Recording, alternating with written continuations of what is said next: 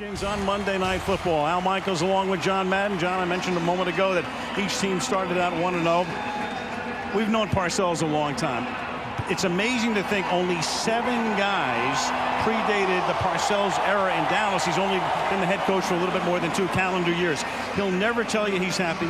He'll never tell you he's satisfied, but you know him very well. Is he a little happy and a little satisfied? I think he's a lot of happy, because he told me the other day, he said, this is the best chance of winning that I've had since I've been here. And you know, when you talk to Bill Parcells about that, I know what he's talking about. He's talking about his defense. You know, he got some young players. He got bigger on defense.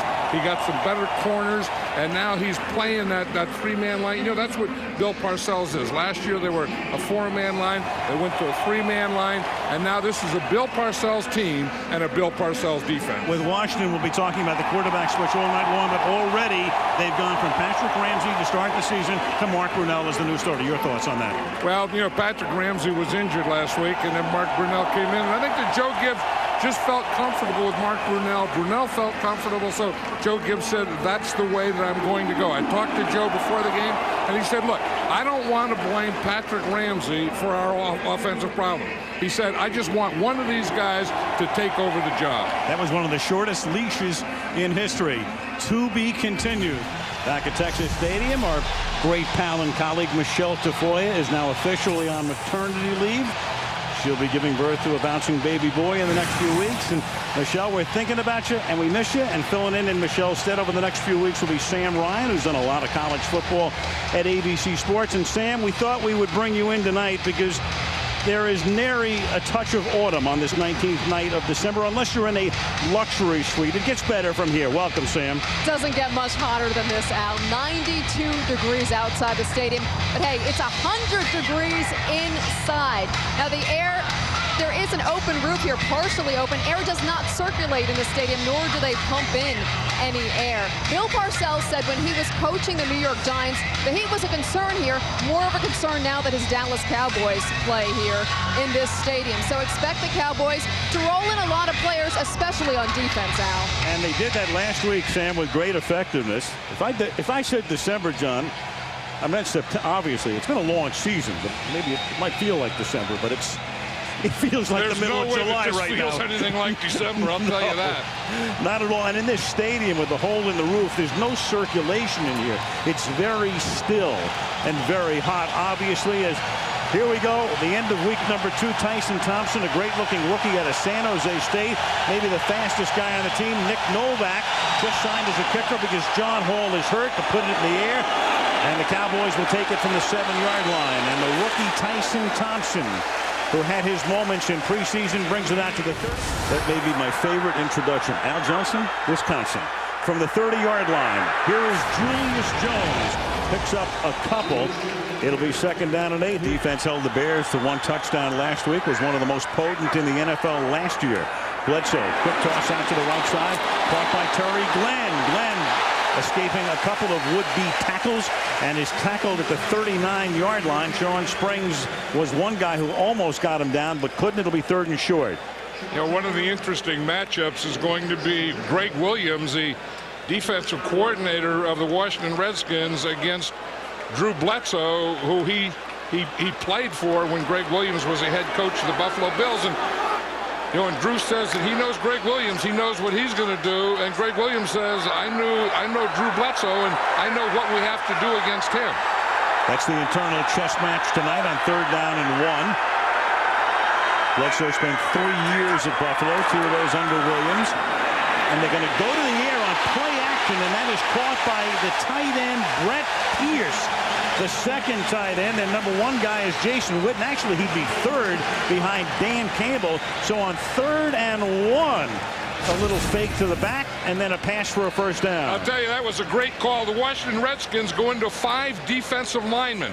That's their short yardage. And then they bootleg, so they fake to the left. Drew Bledsoe comes out to the right. That fake of the run to the left took all the linebackers to that side and the 5 defensive linemen, and they were able to get out to this side. Pierce in his 2nd season with the Cowboys, that's his 1st reception. 1st of his career from the 49-yard line on 1st down. Jones, gain of 3, and John, the thing with that play call is Sean Payton is going to call the plays for Dallas, assistant head coach and the quarterback's coach, and there he is behind the cart. It had always been a sign of mystery with Parcells through the years, who's calling the plays, and he'd never give it up. And then finally a couple of weeks ago he said, Payton's the guy, he'll call the plays, he does it better than I do. Yeah, that's a part of it that surprised me, is that Bill Parcells admitted that Sean Payton is a better play caller. And I think because that's all he has to do. When you're the head coach, you have to do everything else plus that. On 2nd and 7 with 4 wideouts in this set, the catch is made, and that'll be enough for a first down as Terry Glenn makes his second catch and rolls out at about the 40-yard line. That'll move the chains for Dallas. Greg Williams thinks that you spot rush him because he's always going to be in the pocket on a spot. Bill Parcells and Sean Payton are saying, no, we're not. And Drew doesn't have a lot of mobility, has been sacked over 400 times in his career. This time, a conventional drop back, great protection, but the pass is too high, and Glenn turns around and says, give me a flag, and there is a flag back up at the 28-yard line. That's Walt Harris, who grabbed him at about the 28-yard line, and the penalty will be on the left corner for Washington. I think when Walt Harris illegal grabbed him, contact on the defense, number 27. 5-yard penalty, automatic, first down. I think that just threw the timing out, because had he not grabbed him, that could have been a wide open play. Here he is. Here's Walt Harris right here, and you're going to see him come down, and that's a double move. He was going to go in and up. As he goes in, Harris starts to bite on it. Then as he goes up, he had to grab him, or Glenn would have been wide open. Harris back in '96, Chicago's #1 draft choice. So a first down at the 35-yard line. Opening drive of the game.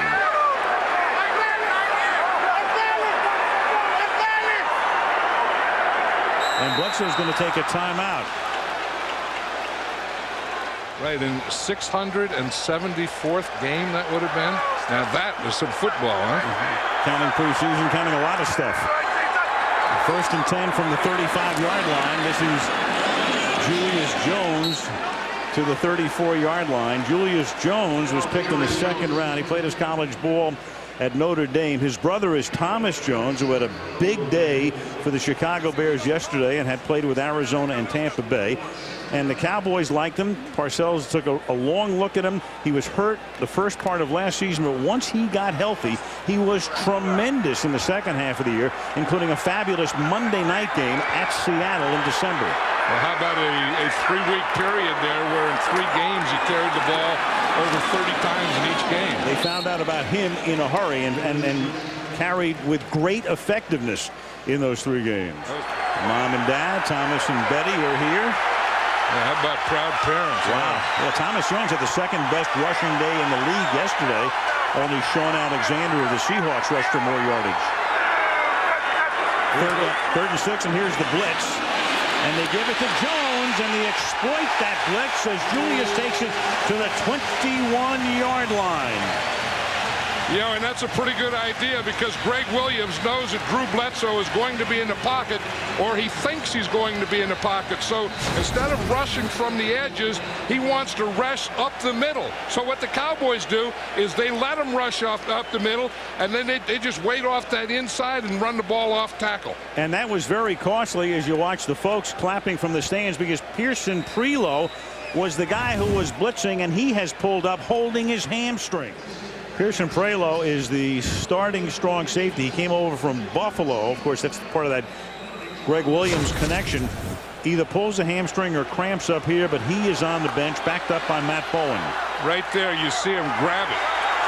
Prelo came up the middle on the blitz, expecting pass, saw the run, went to react to it, and as he was reacting, he pulled something. 5 receivers now, nobody in the backfield behind Bledsoe. He fakes a toss to no one, and then throws to Peerless Price, another ex-Bill. Those two played in Buffalo together. Then Price went to Atlanta, didn't do the job there. They let him go, and the Cowboys picked Price up a couple of weeks ago. He was inactive last week, but tonight sees some action, catches his first pass as a Cowboy here. Yeah, and Bill Parcells was talking about how are we going to get Price in the game, and this is one way. Now they have 5 receivers in an empty backfield, so as Bill Parcells was saying, the thing we have to worry about there is protection.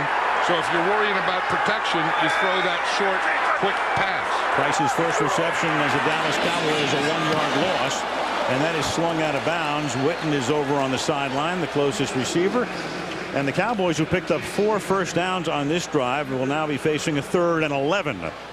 You know, and the Redskins have shown them every kind of defense. They've had a 2-man line, a 3-man line, a 4-man line, a 5-man line. They've blitzed inside. They've done everything to throw off the rhythm of the Cowboys. And this is really the first time that they've really done it, because what they want to do is get them into this situation 3rd and long. And this was when they can show them a variety of defense. Giants just scored before the half. It's 21-10 Giants at halftime over the Saints in the Meadowlands. And on 3rd down and 11, that pass is behind Glenn. So a good start to the drive. Then they had to take a timeout to Parcells' consternation, because they really had things going. The Redskins lose Prelo, but then they're able to stiffen and force Dallas into anything but a chip shot attempt here. It'll be about a 41-yard field goal attempt for Jose Cortez. Right, and Drew Bledsoe had to get rid of that one because Sean Springs, a corner, was blitzing right up the middle free. Tony Romo, the backup quarterback to Bledsoe, will do the holding. This is a 41-yard attempt, and it's over the top of the left upright and no good. And now Mark Brunell, the longtime Jacksonville Jaguar quarterback, came to Washington last year in a trade. Started the year behind Patrick Ramsey, took over when Ramsey got hurt last week, and it's his job now as Clinton Portis picks up 3 to the 34. I wonder if Donna Shalala knows the new name of that school is the U. University of Miami. 2nd down and 6, and this is Portis to the outside, and he gets taken down by the neck. Henry had a big game last week against San Diego, picked him up after he had been a Cleveland Brown over the last few years. And Brunell then throws, and the pass is caught by James Thrash as they convert on the 3rd and 2, get it down to the Dallas 43-yard line. Terrence Newman with the coverage on the play. Yeah, there's a guy Joe Gibbs has a lot of confidence in, and probably Mark Brunell also, is James Thrash. And in fact, his nickname is Full Go. I mean, he's one of those guys that, you know, practice game, he only knows one way, and it's full go. Here you're going to see him. He's in motion, comes out to the outside. They run an inside cut to the H-back, and he runs the outside cut right there. He came in motion from left to right. 18-yard gain. The ball is at the 43-yard line. Chris Cooley was a man in motion. John, H-back is a term that's coming back into vogue. We were talking to Joe Gibbs. He kind of created that situation last night, though he gives some of the credit to I think, to Don Coryell. Define an H-back.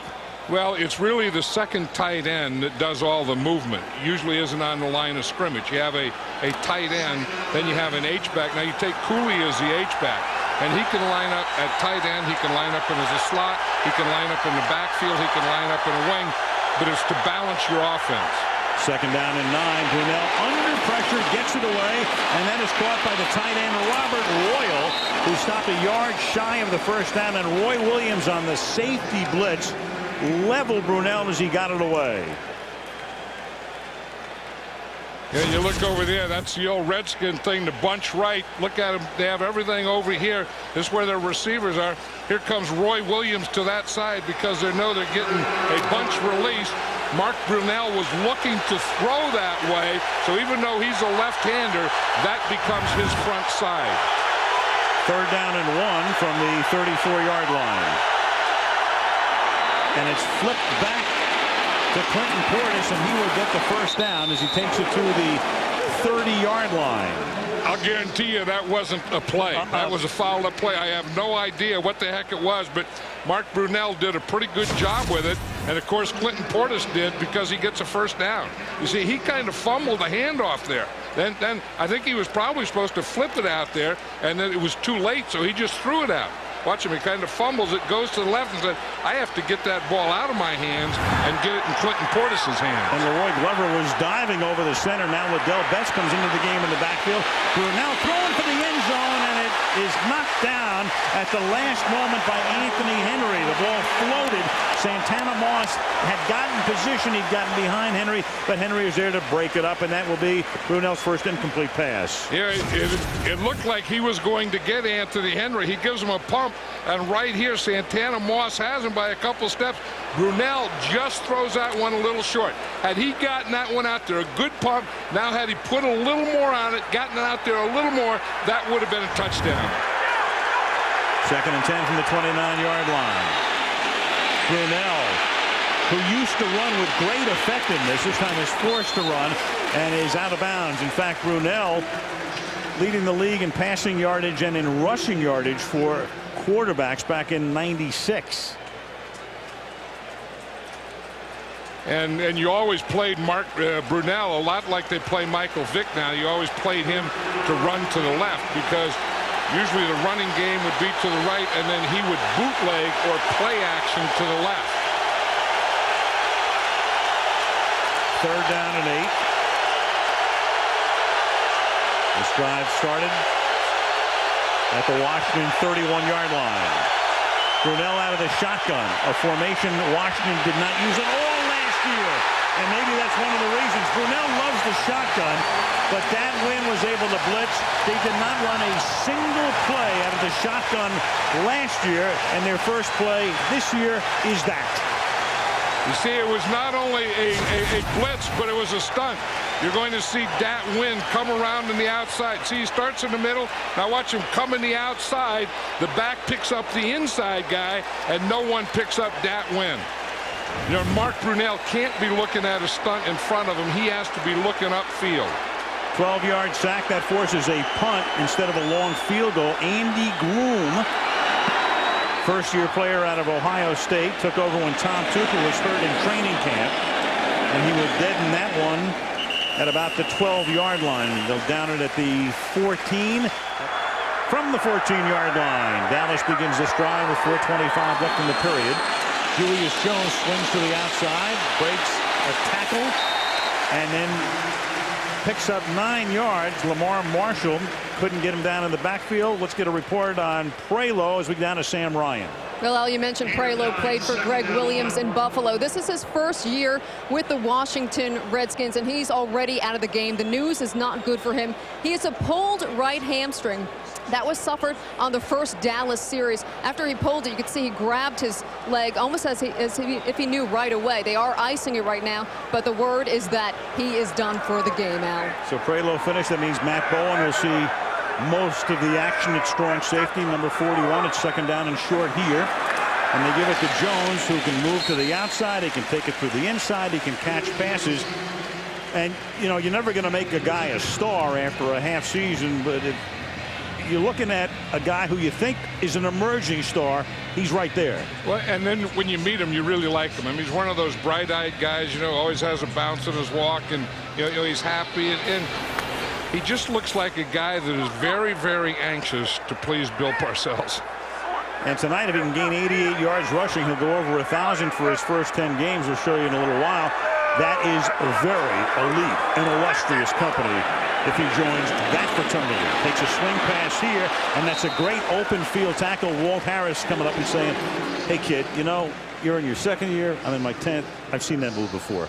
You know, and that's one of the things that the Cowboys are trying to do more with Julius Jones is get him involved in the passing game. And you know, because last year he was just kind of a runner, and if they were going to throw the ball, they would throw it to other guys. But they want him to be the running back and pass receiver. And have you noticed that there hasn't been a fullback in there for the Cowboys? They don't have one active tonight. No, they don't have one active. That's the reason. They have tight ends have been back there. Jason Witten has been in the backfield, and Dan Campbell has been back there. Now, of course, they just have one back. That's a trend that may become league-wide over the next couple of years. On 2nd down and 12. Short carry for Jones. We're talking about Julius, and if he can gain 88 tonight. Take a look at this. Those are the guys who have gained 1,000 yards in their first 10 games. Only 4 of them. Dickerson, Rodgers, Edgerrin James, Otis Anderson. That's good company. So what it proves in a way is that if you do that, you're not a flash in the pan. Each of those guys with great careers, and of course James still going. You know, the other thing that it proves is probably the easiest position to come in and adapt to is running the ball in the NFL. Double slot to the right, shotgun here. Bledsoe, 3rd down and 8, throws over the middle, and that's caught but shy of the first down as Sean Springs made sure Jason Witten doesn't get the first down, and Dallas is forced to punt. Yeah, that's one thing that really impresses me with these Washington Redskin corners is that they're good tacklers. On the play before, we saw Walt Harris make a good open field tackle, and then on that one, Sean Springs make a good open field tackle. And that's, they talk about cover corners. And I remember, someone said, yeah, if you're going to be a cover corner, the first thing you have to do is cover the run. And there's a lot of truth in that. And these two corners do play the run very well. Cover everything. Matt McBriar out of Australia played his college ball at Hawaii, gets that one away. And that's fielded inside the 25-yard line by Thrash. 1st and 10. Redskins at the 36, scoreless first quarter. And we begin here at Clinton Portis going absolutely nowhere, running into Jason Ferguson, picked up. Used to play with the Jets, played for Parcells there, and Ferguson, the nose tackle, is right there to make the stop. Well, we talked about how they're putting in different defensive guys. Here's Ferguson right here. He comes in with 2 rookie defensive ends, and he is a bigger, stronger guy than Roy Glover. He is a guy that can really handle that run. Now here's another guy who's pretty good against everything. That's 94, DeMarcus Ware. Drafted Ware out of Troy in the first round. We have false start here against Washington. Offense number 47. 5-yard penalty, still 2nd down. That's Chris Cooley. Bill Parcells talking about rolling in, rotating his defensive line. Exactly what he's doing. He did in San Diego last week. And it's really essential to do it on a night when the temperature is more. It was up to 99 in Irving today, and right now it's down to the low 90s. Right, you saw number 99. That's Chris Canty. He is going to be a good one. And the other end is Marcus Spears, 96. 2nd and 16. Here's Brunell out of the shotgun. Slings it to the outside. It's intercepted by Newman at the 40-yard line. And Newman will set Dallas up in great field position at the beginning of the 2nd quarter, because that's the play that ends the first period.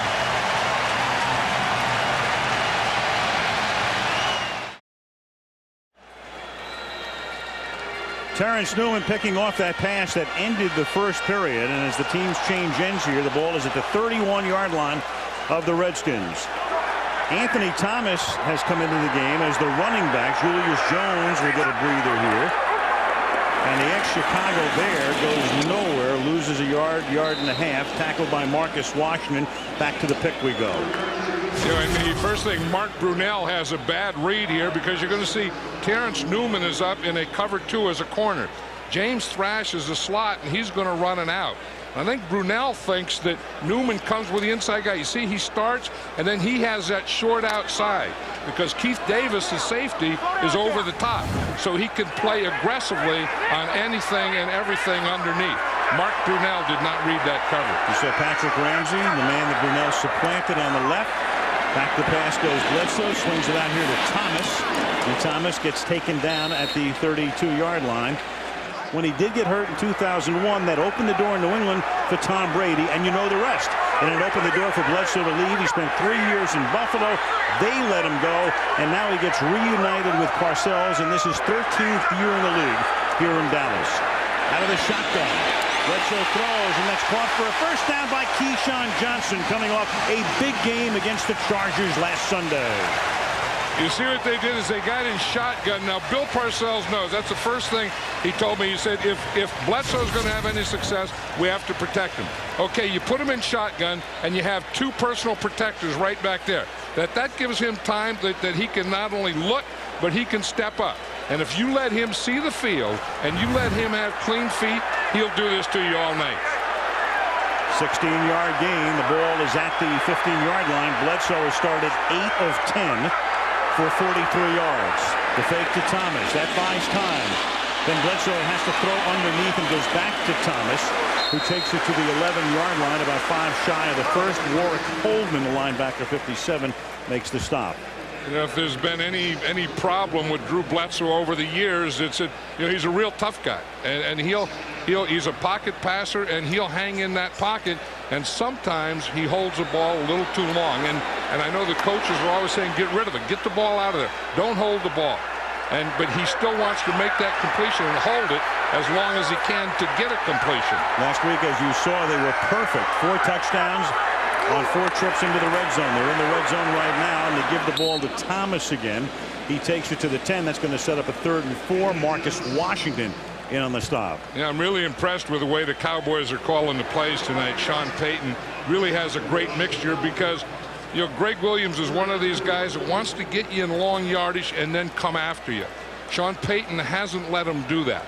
You know, and then when he's going to pass, he's given him maximum protection, and he hasn't let him, he hasn't let him get to Drew Bledsoe. And great balance so far. Dallas 10 runs, 11 passes. They've already run 21 plays, and we're only 18 minutes into the game. This is the time they like to go to Keyshawn Johnson. Ooh, he was looking at him too. And a whistle before the snap on 3rd down and 4 as he looked that way. I think Keyshawn Johnson was going to run an option. Number 62. 5-yard penalty, still 3rd down. Marco Rivera, formerly with Green Bay, and they picked him up in the offseason. Big acquisition for Parcells. You know, I think the closer you get to the goal line, the more effective Keyshawn Johnson is because he doesn't have to be wide open. And you see Bledsoe was looking out there. There's only one receiver out there to the left, and Keyshawn Johnson was running a type of an option. Now they have a different pattern. This is one where they have 4 wide receivers, 1 tight end, empty backfield. On 3rd down and 9 from the 15-yard line. And Bledsoe throwing too far for Keyshawn Johnson. But you know, it's funny, John, you look at the way Dallas has run things tonight, and you can tell it's a different type of play calling, and maybe you do go back to Sean Payton giving them a different look from a Parcells team. Well, I think that's the reason that he's calling these plays too, because he does have a different thing, and this is what you try to do to Keyshawn Johnson. You just try and get him in the back of the end zone and get a jump ball, but you know, you always scout the play caller. You know, years ago it used to be to scout the quarterback and his tendencies, and then it became whoever the play caller is, you now scout him and his tendencies. 33-yard attempt for Jose Cortez. He retired tonight. Their names will be put up in the Ring of Honor. The triplets. It's their night in Irving. Liddell Betts to run this kickoff back. And the number 2 running back behind Clinton Portis takes it to the 28. Mark Brunell, the quarterback, at the 28-yard line. Brunell starting last week, and the season is number 2, and then ascending to number 1. Here's Portis to the outside. And now here they are matched up again. And as we mentioned earlier, Patrick Ramsey started last week. He was the starter. He got hurt. They brought Brunell into the game. Ramsey was cleared to play, but Joe Gibbs said, you know what, I'm making my quarterback switch right now in the middle of the first game of the season. No gain here, and it will be 3rd down and 3. You know, John, there are short leashes, but I'm inclined to think that Joe must have spent a lot of the offseason thinking, after he named Ramsey the starter way back last winter, did I do the right thing? And I always say when you think you have 2, that means you don't have any, because you don't know who your starter is. And you know, as he said, this isn't finished yet. I mean, he wants one of these guys to step up and play like an NFL quarterback and take the reins in this thing. 3rd down and 3 out of the shotgun. Brunell stepping up, fires, tip, incomplete, 3 and out. David Patton, the intended receiver, he was covered there by Anthony Henry, and Brunell has started the game 2 out of 5 for 26 yards. You know what was an interesting thing on those last 2 plays? The Dallas Cowboys went into a 4-man line. Here's the coverage out here, but we talked about how they're a 3-man line. And remember when New England did that? They jumped into that 4-man line to stop the run. Well, that's what they did on 2nd down. Then they stayed with it on 3rd, and that's why they stuffed that 2nd down run. Belichick and Parcells. Andy Groom to punt. Fielded 26-yard line. This is Patrick Creighton, Dallas's number 3 wide receiver. Running back punts, takes it to the 35-yard line with 9.5 to go. Julius Jones, after getting a break on the last series when Anthony Thomas came in as the running back, is back in the game. So Jones sets up. Fake to him. Bledsoe Well, when you get that much room, you're compelled to run. He takes it to the 40. Let's go to Sam Ryan. Al, you've been talking about Drew Bledsoe and Mark Brunell, both part of that '93 draft class. Well, their history is a little interesting. Drew was telling me Mark was the host on his recruiting trip to the University of Washington. When I asked Mark about it, he told me, hey, I didn't want to show Drew a good time. I didn't want to see some young star coming in here and taking my job. He said he tried to convince him to stay in his hotel room. Well, Al and John, it worked because Drew went to Washington State, as we know. And the two of them, of course, Washington State, great rivals, meeting in college. The ball is at the 40-yard line on 2nd down and 5. They give it to Julius Jones. And Jones is a little short of the first down. They stop him just shy of the marker as Joe Salavea makes the tackle. It'll be 3rd down and a short one. That's bad coaching when you have a quarterback coming in to visit and you let the other quarterback be the host. You never do that. You let some old lineman or something do it. You know who's playing well on this Cowboy team is Rob Petit. You know, he's a rookie right tackle, and I think that the pass protection and the run blocking these Cowboys in the first half has been excellent. He's a rookie out of Pittsburgh. There was a big story in training camp. I thought Jacob Rogers would be the guy, and he winds up on injured reserve. And Petit, the rookie from Pitt, takes over, and that's a great tackle in the backfield by Lamar Marshall, who's a pretty underrated linebacker. He's in his 4th year out of Michigan State. Antonio Pierce had been the guy in the middle for Greg Williams last year, and he winds up with the Giants. And Marshall comes off a good game last week against Chicago. Yeah, you're going to see Marshall right here, and sometimes you just go laterally, but whenever you see a hole, you just run into that hole. Now watch Marshall. He comes there, and instead of staying laterally, he finds that hole, and he just runs right into it, and that's how you throw it back for a loss. So on 3rd and 1, they can't convert. 4th down. James Thrash goes back to receive the punt off the foot of Matt McBride, who can really boom them. This one is an angled kick, and it's going to be a very good kick, even though it takes a backward hop. It's down by Reeves at the 10-yard line. The Cowboys have won 14 of the last 15 meetings between these two teams. 7:12 to go in the first half, and we start with Portis picking up a couple out to the 12-yard line. Look at number 76 there, Al. John Jansen. Now, that's something I don't know that I've ever heard of, a guy with 2 broken thumbs. So he's playing with a cast on each hand, and they made a special cast where just his thumb is in the cast, so he has each 4 fingers free so he can still hold. You see that? The thumb is in the cast, but he can still grab with those 4 fingers. You've heard about a guy who's all thumbs. Here's a guy who's no thumbs. Brunell to the outside. That's caught. A little short of the first down. Royal gets bounced out of bounds. 2 thumbs down, 2 thumbs up. John and I will be here all week. We're just going to play in the lounge, not the main room. But you know, it really is tough. I mean, it's tough enough, you know, to pass protect and to pick up guys, and you know, and to get out there and practice, and then you break a thumb, and I mean, it hurts, but it's a distraction. And then you break another thumb, and then you double your distraction, but you still have to block your guy, pick up blitzes, do all these things. They're rotating their defensive linemen against you, but you have to play. And he's back after a torn Achilles suffered in the first preseason game last year. And Brunell converts on 3rd down, hitting James Thrash. Short pass there, but enough for a first down. 1st and 10. Here's Sam again.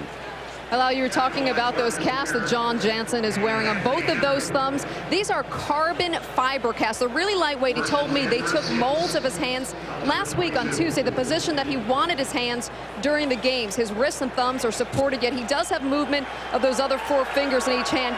The cast, he didn't get them till Friday. The one thing he told me is difficult to do outside of football, tying his shoes. Think about that. He said he's all fingers. Man, are those bizarre looking from the 22-yard line. Short pass over the middle. It's caught by Clinton Portis. It's a gain of about 5 to the 27. Joe Gibbs comes back to coaching. John and I, of course, we talked about this a lot last year. 64 years old, coached 12 years, retired for 11, though he stayed very active, running a tremendous NASCAR operation. And then he comes back last year, and of course the town was just electric when it was announced that Joe Gibbs was coming back. I asked Joe last night, how was that first year? And he said, well, it was real good 6 times. Not very good the other 10. You know, and that's what it is. You know, when you've been coaching as long as Joe Gibbs has, and Bill Parcells, and you know, Joe Gibbs is in the Hall of Fame, and you know, you win so much that you really expect to win.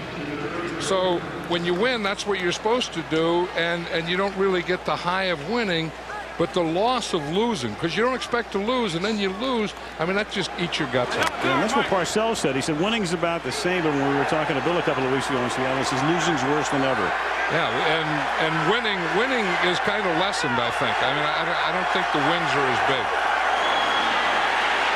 Brunell throws a little high. Gibbs, by the way, told us last night that he's going to be a grandfather again. That will be 7 grandchildren for Joe. So we asked him, so what do they call you? They call you Grandpa, they call you Gramps, they call you Pop-Pop. You know what they call him? Coach. I think when you're a Hall of Fame coach, that's the first words out of a baby's mouth. Number 66, 10-yard penalty. Repeat, first down. Derek Dockery. I don't know how that can be the first thing that I mean, it's always like power or something that has to do with that. But coach, it's Joe Gibbs. That's what they call him. 3 Super Bowl titles. Well, these 2 rookie defensive ends again in for the Cowboys. Bill Parcells has 22 players active on defense tonight because he wants to roll them. 1st and 20 after the penalty. Ball inside and paying the price. Santana Moss. They got him from the Jets. Lavernius Coles had been with Washington, and they sent Coles back to the Jets and got Moss, and they think Moss can make some big plays, but not here. The big play was made by Dat Wynn. Yeah, and that was a wide receiver screen is what it was. You see Moss out here. See, he starts up, then he comes back. Then you get your H-back and your tackle out there to block for him. But Dat Wynn blew the whole thing up before the screen was able to develop. So Moss's first catch of the night is a 1-yard loss. 2nd and 21. Very fast first half. 3:45 to go. Liddell Betts is in as the running back. They send him out into the pattern, and Brunell will go to him on the sideline. He gets taken out by Anthony Henry up at the 28-yard line, and that will set up a 3rd down and 15. You know, one of the new young players for this Cowboys that is really going to be a good one is DeMarcus Ware, number 94 there, because he can use his hands and feet at the same time, and you know, not have to stop to use his hands. But on that one there, Chris Samuels did a good job of blocking him. But DeMarcus Ware, I mean, he's going to be the Lawrence Taylor type of guy in Bill Parcells' defense. What a great fit he figures to be. Played his college football at Troy in Alabama. There he is. He gets picked up by Betts, but Brunell is going to get sacked anyway from the other side because you've got Greg Ellis coming in, the first guy to hit him, and then Marcus Spears, who was the other first-round draft choice, in addition to Ware, the second guy to hit him. You know, and I think that's the reason that Bill Parcells is so happy. You know, we talked about, you know, it's his defense, it's his guys. He has young guys, and we see DeMarcus Ware come from the outside, and right inside of him is Marcus Spears. These guys are going to just improve and get better and better and better and be good for a long time. So it's 4th and 26 as Groom comes in to punt, and that's out of bounds. From the 37-yard line, 2:42 to the half, the Cowboys begin. Remember when that used to be illegal when the quarterback put his hands underneath, he couldn't bring them out? Right. Bledsoe throws, and Jones makes the catch, but smelling that one out perfectly is Marcus Washington, the former Colt, 6th year now out of Auburn. He had a big year last year for the Redskins. In fact, he was the only Redskin player to play in the Pro Bowl. No huddle here. First time tonight that Dallas has attempted this. They have a 2-minute warning plus 2 timeouts. 2nd down and 6. From that stretch play, and Jones, as he turns it back upfield, gets taken down there by Cornelius Griffin, and that's going to take us to the 2-minute warning. 2 minutes to go. 2 timeouts for Dallas. 3rd down and 3. 3rd down and 3, and they come up with Terry Glenn set in the backfield. Stacked 2 receivers to the left, and Bledsoe's going to swing it out to Glenn, and Glenn falls down and loses the ball, and it's a live ball No. Incomplete. Walt Harris was there, and Glenn never had control. Coming in, headlines and ruling incomplete. Yeah, that was a screen pass they were trying to throw to him. And I think when you put Terry Glenn in the backfield, you better watch him, because you know he's not going to run it. And you know that he's not going to be back there as a blocker. But it was a screen pass, and you see Marco Rivera is out there to lead him. Ooh, well, I'll tell you something, John. I think he had possession of this. And in the last 2 minutes. Oh, he did have possession. Yeah, of it. oh, he did. But then did the ball come out after his knee went down? Big break right there, because Dallas is able to punt instead of losing the football. And McBriar's kick just does go into the end zone. Washington will have it at the 20-yard line. So the Redskins, who will have an off week next week. Meanwhile, the Cowboys are going to go west. They're going to play back-to-back games in the Bay Area at San Francisco and then at Oakland the following week. Mark Brunell, Clinton Portis right there. Clinton Portis started his career with Denver, and the report from the replay booth, and again, they have to initiate it in the final 2 minutes of either half. You can't be challenged by the coaches. And they said upstairs, at least the report we get, is that he did not have possession. I thought it was very close. Isn't this a fast first half? About as quick as it can be. There have only been 4 total penalties. Right, and 6 incomplete passes. Right. And 24 runs. I mean, you know, both of these teams feel that they have to run the ball or establish a run. Brunell out of the shotgun. And that pass is caught on the outside, and it's caught there by Clinton Portis, and he gets tackled. And of course, we mentioned before that Joe Gibbs did not employ the shotgun one time last year, but we were talking to Mark Brunell last night. He said, I love it. Yeah, I asked Joe Gibbs what made him change, and he said, because on offense we stunk last year. That'll do it. They only scored 15 points a game, second worst in the league to Chicago. And that's Marcus Spears making the tackle here, a little short of the first down. It's 3rd and 1. They haven't smelled real good on offense this year. They have all 3 timeouts. They have only 62 total yards in the half. 3rd and inches, and that'll convert. Brunell himself will take it up to the 32-yard line, and we're under a minute, and they will take their first timeout. Jerry Jones is very active in anything that goes on in the NFL, and for the good. I mean, he is good for the league.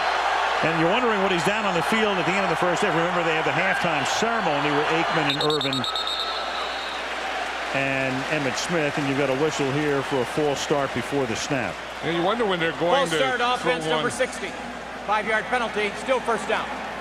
A deep one to Santana Moss. I mean, that's the reason they got Santana Moss, and Joe Gibbs was talking about that. You know, that we didn't get any big plays. We need a big play guy, and I think, well, to get a big play out of a big play guy, you have to try it. And I think they threw him a screen pass or whatever. I mean, somewhere I think they have to take a couple shots to Santana Moss. He's at the bottom of the screen, covered by Aaron Glenn. Instead, they stick to the ground on 1st and 15, and it's Portis taking it up to the 32-yard line.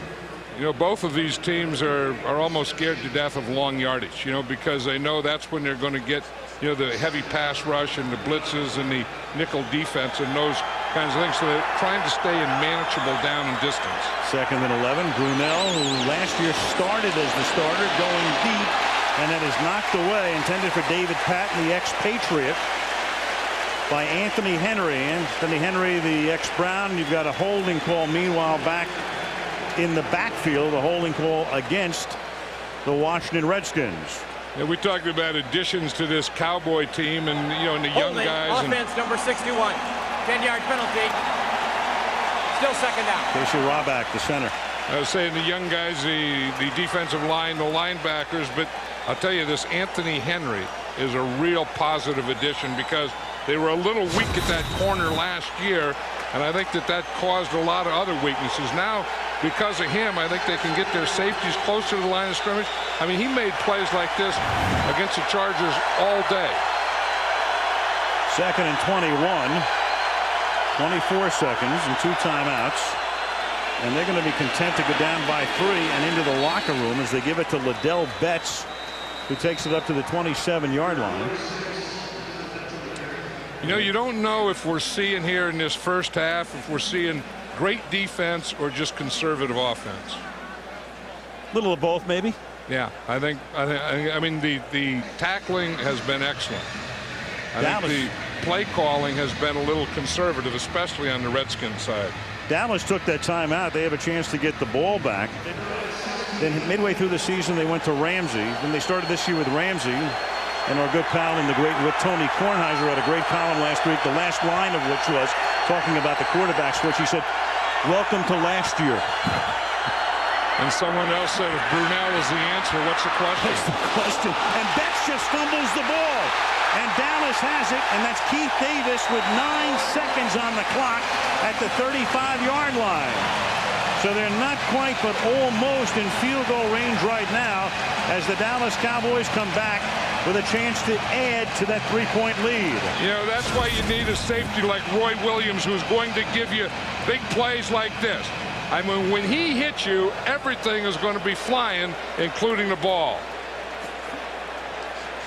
I mean, he is something special. I mean, not only does he feel it and read it, but then he gets up there and does something about it. So now Dallas has to try to get a little closer and stop the clock. They do have a timeout. Right now you'll be looking at about a 53-yard field goal, pretty much out of Cortez's range. So they need a few yards and a clock stoppage. I think like a 10-yard play would be a perfect thing here, just like this. That's about what they're looking for, but it's incomplete, intended for Keyshawn Johnson, and now you're down to 6 seconds. And now you need a fast 10. I mean, a real fast 10. Well, you can do the same thing because that one took, what, 3 seconds? It was 9, and now it's 6. So if you did the same type of rhythm and timing, you would still have 3 seconds left. That's what Bill Parcells is thinking.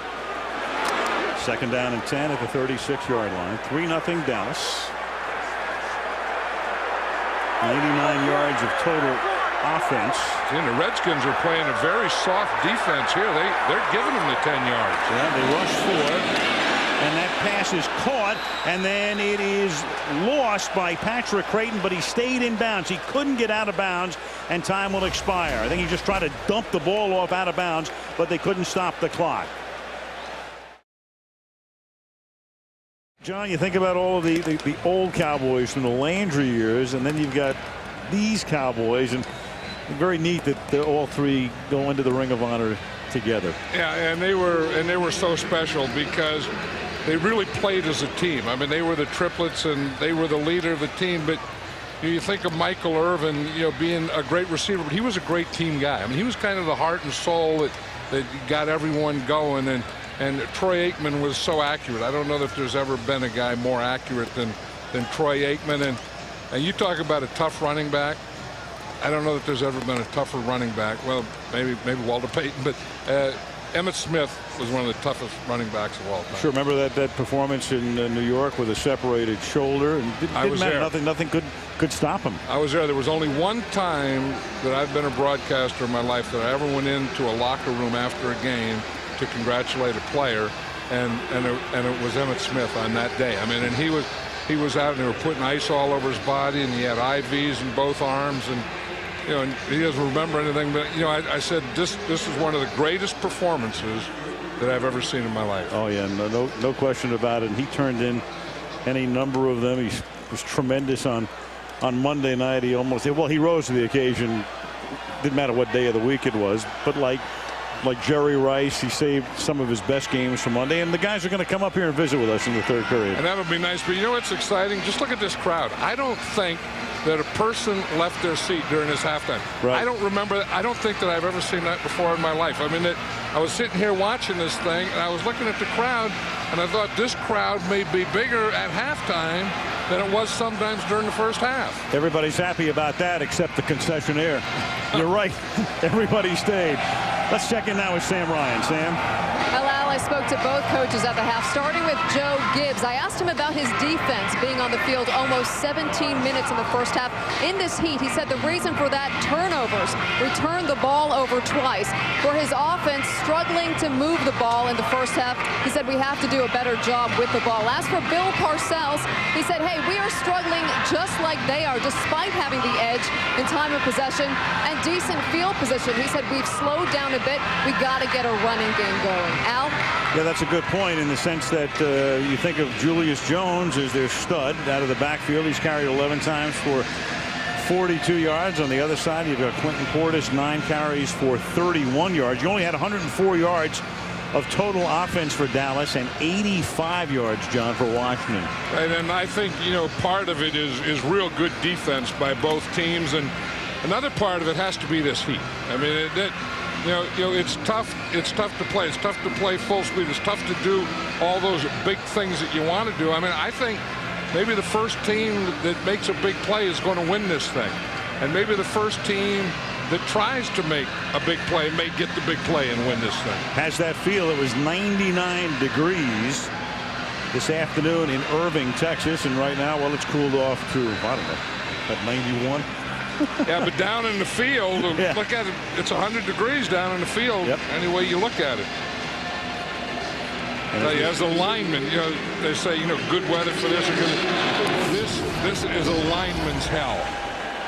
Cortez kicks off. It's fielded by Liddell Betts at the goal line. And what a smack he takes.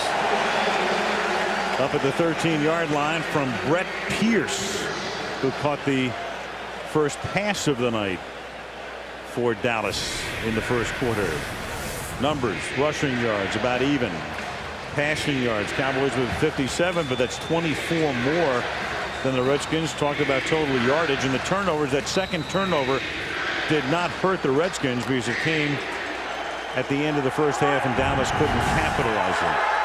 First one led to the field goal. 3-0 from the 18. Mark Brunell, who is 9 out of 12, but for only 56 yards. And we'll start with Portis. Reversing direction, tackled up at the 20-yard line, gain of a couple. It'll be 2nd down and 8. His numbers were pretty good compositely, but his yards per carry average was way off last season.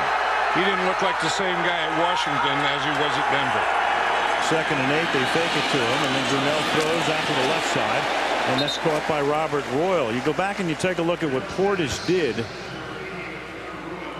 with Denver in his first year there. 2002, 1,500 yards, and then 1,591 in 2003. You see how many more times he carried the ball though last year? 343 carries for only 1,315.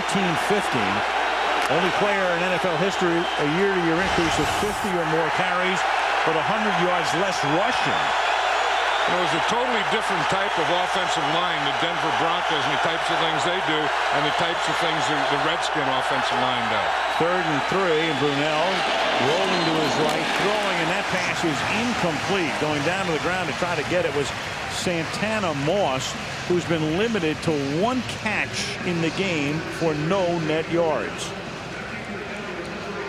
And that's one that they should have had there. I mean, that's the thing that you try and do when a guy's running a sideline or comeback.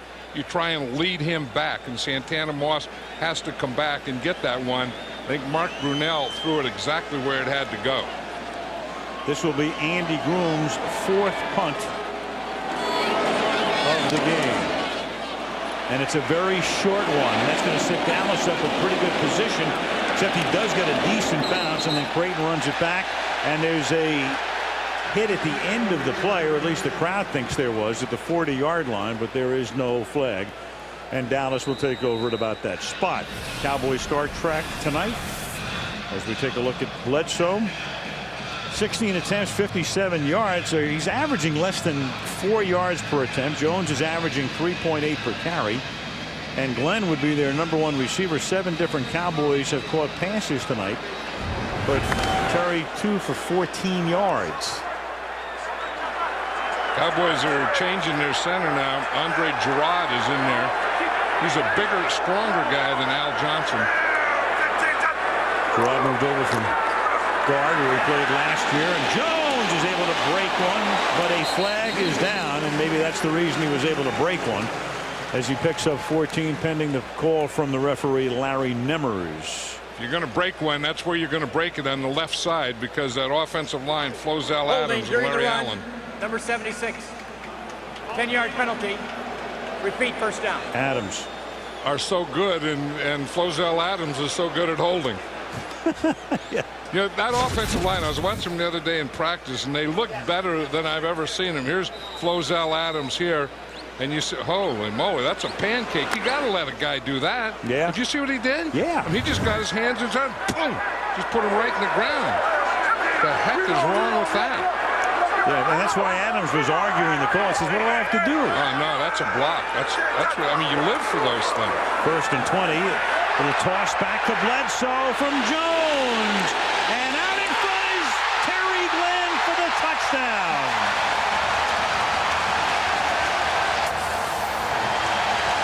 Well, Mr. Sean Payton getting to call the plays.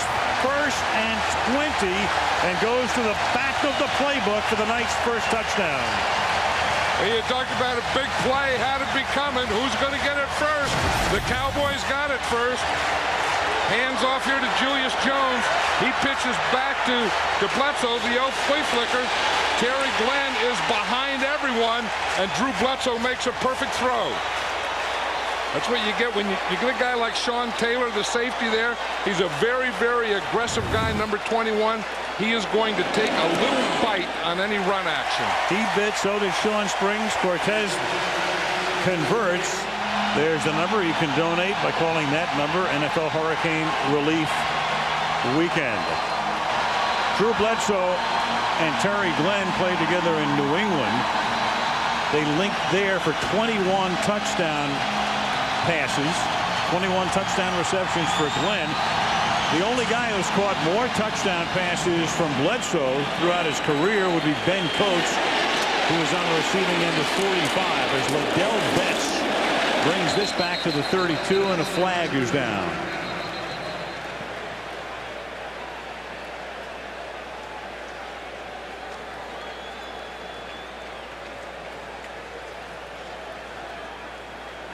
During the return, illegal block in the back, number 50, 10-yard penalty from the spot of the foul. First down. That is Harry Campbell, reserve linebacker. Let's watch that play again. Now here's Sean Taylor here. Here's Julius Jones. He's going to get the ball. Now watch him here in the clicker. You see, he's a cover 2 safety. He sees the run. He steps up. Now when he steps up, watch Terry Glenn right here get by him. Again, we'll do the same thing. You fake the run. He's reading the run all the way. He sees it. He goes to step up, and by the time he sees Terry Glenn go by him, it's too late. He's chasing to the end zone. And he lost his footing to compound it. And that's your first touchdown, and that's followed up by a big-time sack as the rookie Chris Canty out of Virginia, one of 3 defensive ends chosen in the draft by Bill Parcells, gets the sack. Chris Canty is going to be something special. I saw him in training camp, and I knew that this guy, I mean, he's big, and he's fast, and he's quick, and he has moves, and everyone was talking about Chris Canty as a young Leon Lett. Remember Leon Lett? Sure. That's what Chris Canty looks like when Leon Lett was a rookie or second-year guy. Leon Lett was hard to forget. 2nd down and 18. And Brunell guns one out to the 22-yard line, and that's David Patton, who came over from New England as they've revamped the receiving corps this year. They go to the smaller receivers, a la the Smurfs of the old days, and guys like Patton and Santana Moss. Well, Joe Gibbs wanted to get big plays, and that's why he went to Patton and Santana Moss. And I think he has to get in a position in this 3rd and 4th quarter while he calls some of those plays. Right now, they don't have the best field position to do it. 3rd and 6 from the 22. The Redskins still looking for their first touchdown of the season. One last week with 3 John Hall field goals. And that's incomplete, intended for David Patton, and they're the only team in the NFL without a touchdown as we conclude week 2. You know, one of the problems with changing quarterbacks and bringing your backup quarterback in the first week is most of the training camp, most of the preseason, you have one guy, Patrick Ramsey, getting all the work, and the second guy doesn't get as much. And then you bring the second guy in, and he's the starter, and it doesn't look like Mark Brunell has great timing with these receivers. Thus Andy Groom comes in to punt for the 5th time in the game. Patrick Creighton is back to run it back. Good kick. Creighton, who had 6 receptions last week in San Diego. Brings this punt back up to the 33-yard line, where he's tackled by James Thrash. Back in Texas, you look down upon downtown Dallas, a few miles to the west. Texas Stadium. Dallas has it from the 33-yard line to begin this drive with a Julius Jones run over the left side to the 35-yard line. Second down and 8. Injury means opportunity. Back in '92, Don Mikowski got hurt. Brett Favre took over in Green Bay, and they haven't supplanted him yet. And then you go back to '99 when Trent Green was going to be the Rams starter, hurt in preseason. Kurt Warner out of nowhere to lead him to the Super Bowl. Two-time NFL MVP. Then Drew Bledsoe got hurt in September 2001. That opened the door for Tom Brady, and you know the rest. Brady with 3 rings. Bledsoe to Buffalo, and now to Dallas. Second down and 8 from the 35-yard line. To the outside he goes, and it's Keyshawn Johnson making the catch. He pulled it in, forced out of bounds, first down. You know, Bill Parcells was saying the other day that one of the things that Drew Bledsoe has to learn is when Keyshawn Johnson is open. He said Vinny Testaverde knew that because he played with him. Drew Bledsoe has to learn it. He doesn't get big cushions. I mean, there's not going to be a big cushion. It's going to be pretty close. But he has a big body that he knows how to use, and he will come up with it most of the time. And there's an example. And Bledsoe loses the ball, but recovers himself at the 43-yard line. You know, Bill Parcells talking about when he took over the team and how much success would they have and how quickly. He kept going back to the quarterback, and he inherited Quincy Carter back in 2003. Then Carter was dumped last year in training camp, and he brought Vinny Testaverde back. And Vinny'd been his guy in New York with the Jets in '98, and now he hopes that Bledsoe can be what Vinny was in '98. Yeah, and I think all he wants to do is have him manage the game, which he's doing very well, have a good running game, and play excellent defense. On second and 12, that is caught at midfield, and it will be 3rd and short after the tight end Jason Witten, who the Chargers took out of the game last week. They concentrated on him. He caught only 1, and that left it wide open for Keyshawn and for Creighton. And I'm impressed with this pass protection to let Jason Witten do these types of things. Here he's just running a hook against the linebacker, but the thing that they've done is they have to give Drew Bledsoe pass protection, and I think that this group tonight has done an excellent job. I thought the Redskins would be all over Drew Bledsoe tonight. 3rd down in the short 2, and they're going to go to the air. So Sean Payton opening it up to the outside he goes, and it's incomplete. They did that earlier with success on a 3rd and 1. Then of course they had the flea flicker for the touchdown, and Payton figures in a run situation with a jumbo backfield in effect and a fullback in the backfield or a tight end back there, they'd go to the air, but incomplete. Yeah, and that's when it was only a 2-receiver route. See, there's only 2 guys out, so either you're going to fool them and they're going to get open, or you have to throw it away. Matt McBriar to punt. His 4th kick of the night. James Thrash is back. Tries to put a little backspin on it, and he does, and it's down at the 8-yard line. Well, there's a 2-man booth, and then there's a 3-man booth, and then there's a 5-man booth. The triplets are here after that great halftime ceremony. These guys, numbers retired, enshrined now the Ring of Honor as the Washington Redskins take over back at the 8-yard line in a 10-0 game, and Mark Brunell, the quarterback, will go to the air on 1st down and swing it to the outside, and that pass is caught by Cooley, but Cooley, as one official looks at the other, was out of bounds.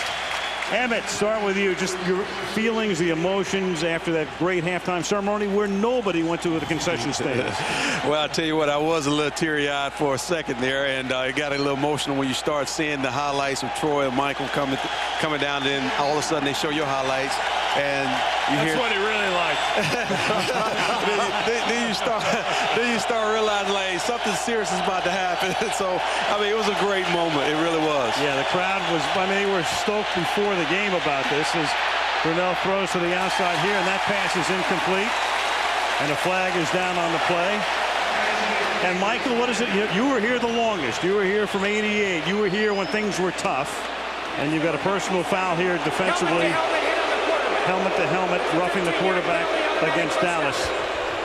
You were here when it was at the bottom, and then Troy came along, and then Emmett, and so then to stand there tonight, what was that like for you? Well, it was a great feeling, and to stand there with these two guys, because, like you said, I've been here the longest, but we grew into all of this together. We made it all together. We made a commitment to stay together, and that's the great thing about it. I mean, we had a bunch of great guys that we played football with, and we thank God for those guys.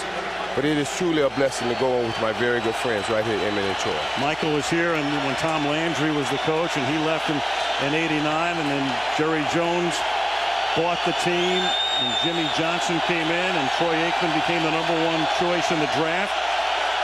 As Brunell on first down after that penalty against Leroy Glover will give the ball to Clinton Portis to the outside. And then Troy, you started out 1-15, but when did you guys know? How long did it take before you realized we've got something special happening? You know, it's a good question, Al. I think maybe at the end of the 1990 season, maybe 91, but you know, I'm most proud of the fact that we enjoyed tremendous success together, and there's a lot of things that tear apart a team, but yet we didn't allow those things to tear apart us. And it wasn't just isolated out to us three. There were a lot of great players, Jay Novacek, Gerald Johnston, Charles Haley, and others, that we really sacrificed individually in order for us to achieve the great things that we wanted to for our team. Second down and 5 after that 5-yard gain by Portis, and Brunell's going to go deep over the middle, and that pass is incomplete with a flag. You know, that's what I always thought. I mean, you guys were really a team, and that's what it was all about, and the sacrifice and toughness and everything that had to go with it.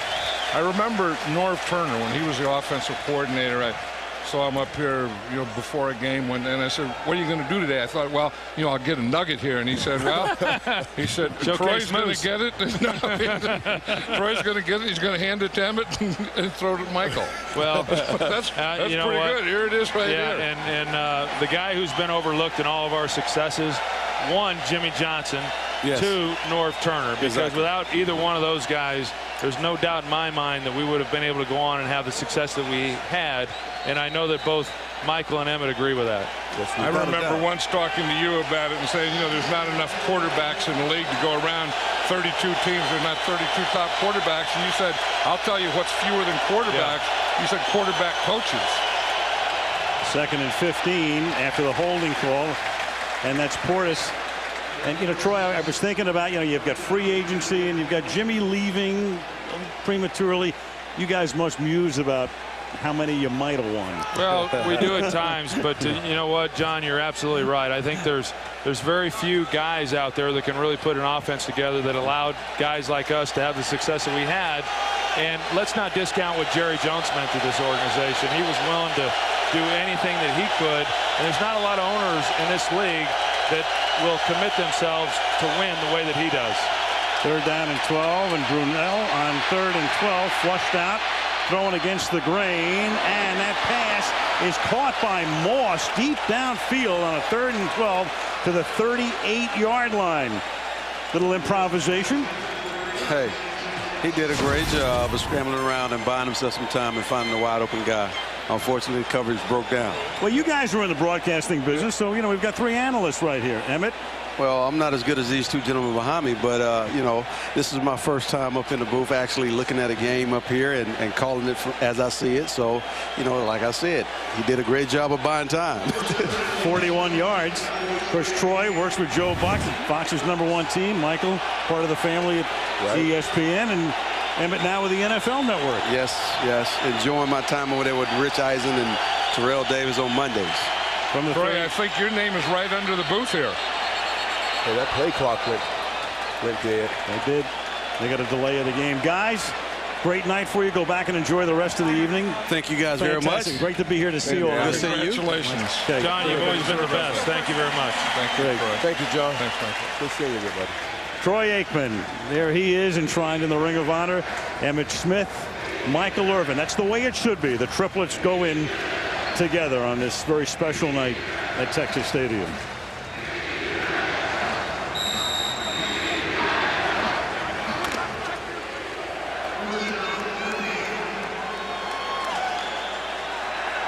And for those of you who have been watching the Giants and the Saints, we're in Texas Stadium. Dallas leads 10-0, but Washington has mounted this drive. They had the longest play of the night, a 41-yard pass to Moss, and now you've got Liddell Betts carrying. Betts the backup to Clinton Portis. So Washington not only trying to get on the board, but Joe Gibbs' team seeking its first touchdown of the season. Well, you know, we were talking about how they were a little conservative, I thought, in the first half. I thought both sides were. Then the Cowboys came out. They opened up a little.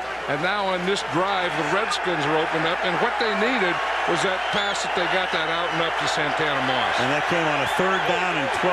Now out of a shotgun on 2nd down and 13. Brunell guns it over the middle into traffic. Cowboys say incomplete, and it is concurred by the umpire. David Patton was the intended receiver. You know, and I think that's the stuff that the Dallas Cowboy defense is susceptible to now. Is the one that they got to Santana Moss is a double move. I mean, he's thrown plenty of outs and plenty of, you know, hooks and comebacks and those kinds of things. And I think that double move, you know, that out and up or something like that, is still there against this defense. Mike Zimmer was one of the few coaches Bill Parcells kept when he came in. Zimmer goes all the way back to the Barry Switzer era. 3rd down and 13. Brunell chased from behind, grabbed from behind, and sacked from behind by Scott Shanley. You know, Scott Shanley is a nickel linebacker, and that's what you want when you put a nickel linebacker in, a guy that can run. Because if the quarterback wants to get scrambled and start moving out, you need a guy that can chase him down, and not only chase him down but catch him. And when you put in that nickel linebacker, he better be able to run. And that brings Andy Groom into punt. Groom with a busy night. Short kick, fair caught, 19-yard line by Patrick Creighton. And a 70-yard flea flicker. Bledsoe to Glenn make it 10-0. And this is Julius Jones, tackled there by Marcus Washington. You know, John, we were talking to Bill Parcells, and we mentioned at the top, he's been the coach for a little bit more than 2 calendar years.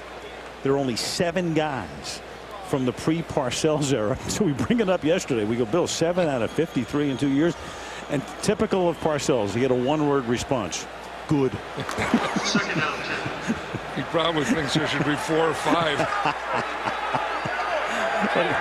But that was his job. I mean, he had to come in here and he had to turn this team around and he had to clean it up and he had to get better players and you know, young and faster and all those things, and he's doing that. Well, he took over a team that had been 5 on 11 for 3 consecutive years. And the pass is incomplete here to make it 3rd down.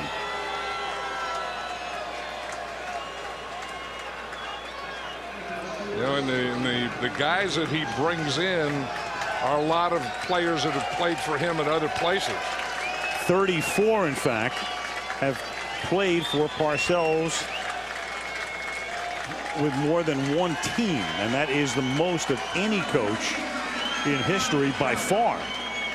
Well, I think, you know, that's going to happen when you're the head coach of 4 teams. You know, I mean, there's not a lot of that in history either. I mean, he was a head coach of the Giants and then the Patriots and then the Jets and now the Cowboys. So if you coach a lot of teams, you're going to have a lot of ex-players out there. We talked about it yesterday. He said, you know what, I just try to bring in good players.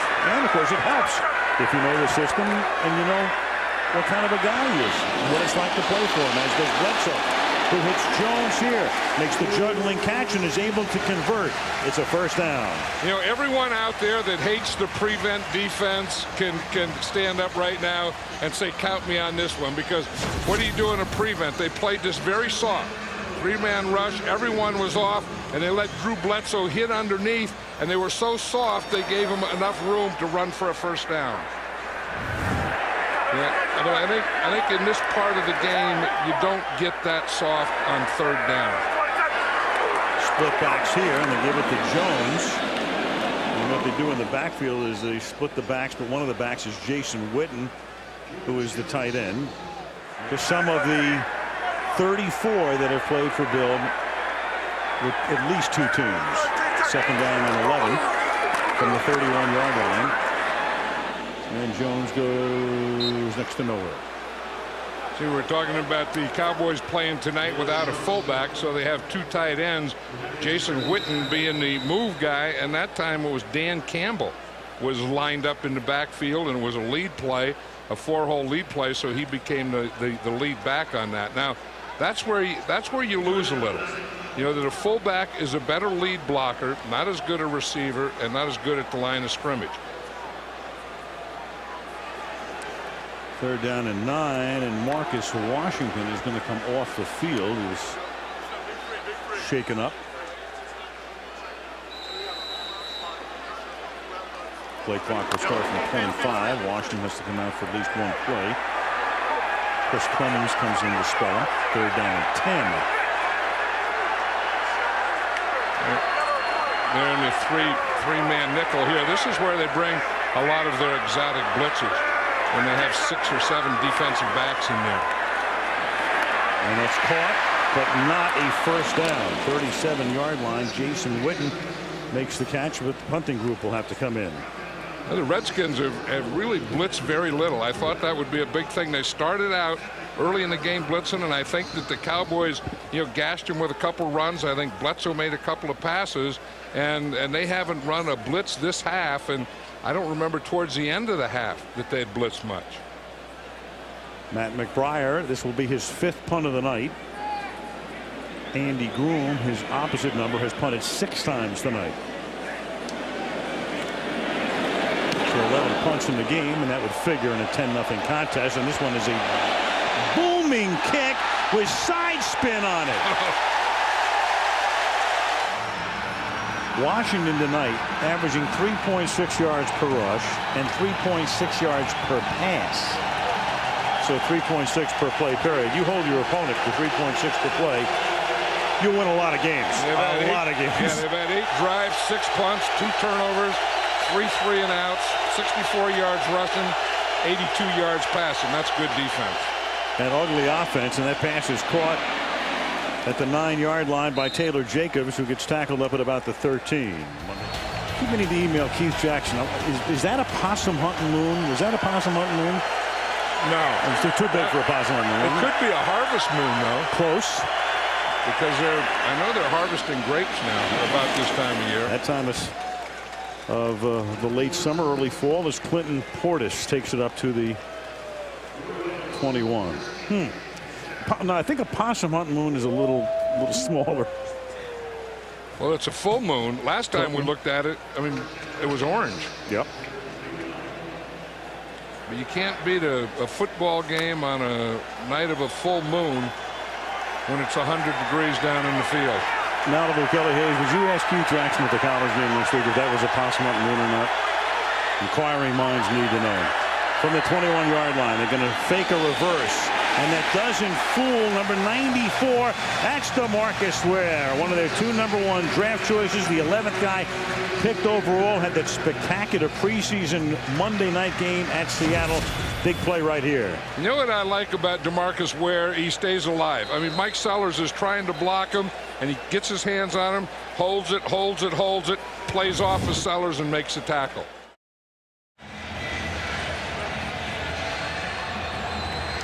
Al Michaels, John Madden, Sam Ryan filling in for Michelle Tafoya on maternity leave. The Redskins have lost 25 straight when trailing going into the 4th quarter.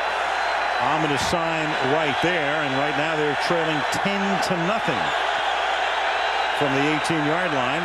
Skins have still not scored a touchdown in 7 quarters this season. Cooley up to the 24. John, we're talking about harvest moons and possum hunting moons, and then there's a blue moon. And a blue moon is how long it's taken the Redskins between touchdowns, because their last one was last December. Yeah, and it doesn't look like this offense has a good feeling for each other. I mean, it doesn't look like there's any confidence out there, or they feel that we can really do this. I mean, we can run the ball. We can throw it to our wide receivers. You know, I don't get that feeling that they feel confident in any of those things. 3rd down and 7 from the 24-yard line. Brunell under pressure, gets it away, and it's caught. And they convert here as Santana Moss makes the catch. So a couple of Cowboys were in the face that time. of Brunell. It was Williams on a safety blitz and Glover coming from the middle of the defensive line, and he gets it away and converts. Yeah, and that's one of the things that Roy Williams does well. He's a good blitzer. You see him come from the edge, and now these safeties, you know, they're getting moves, pass rush moves like defensive ends and linebackers. And they all have that move, dip that shoulder, get under, go for the strip. They're doing the same things linebackers are doing. Adell Betts is the running back from the 33-yard line. No play. Full start. False start, offense number 89. 5-yard penalty, still first down. Moss, the wideout. A blast from the past. Joe Gibbs looks awfully calm there for things that are going around. I talked to him before the game. I was out in the bus and I pulled up and Joe came up and talked to me on the bus, and he said his guts are just tearing him out inside. And he's always been that way. I mean, Joe Gibbs, back when he had the Hogs and he was winning all those games, he would always say that his guts are just tearing him up.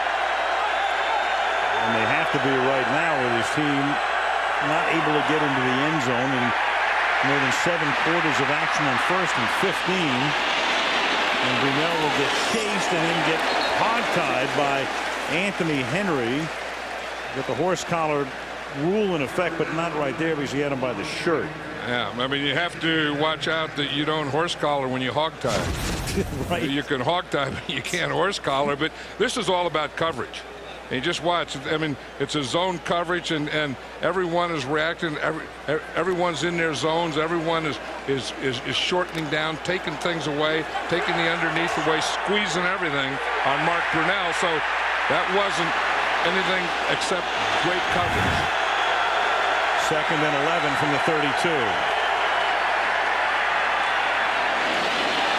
And another short pass is incomplete because Al Singleton got there as soon as the ball got to the hands of Robert Royal. Yeah, you just don't feel that the Redskins have anything in their offense that can pressure you. I mean, you have to get something where you have to worry about things deep so you can hit underneath, so you can get some running games. But it seems like against this offense, you can just keep everything easily right in front of you.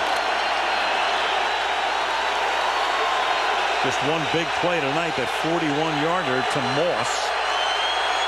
3rd down and 11 from the 32-yard line. Brunell gets excellent protection, but then he lofts one that's juggled and dropped, incomplete. And on 3rd and 11, I mean, how often are you going to be able to convert on a play like that to Clinton Portis? Well, you're not going to be, because one thing that the Cowboys do when they get their nickel defense in there, they're all good tacklers, and you may gain 1 or 2 or 3 yards, but you're not going to get the whole thing.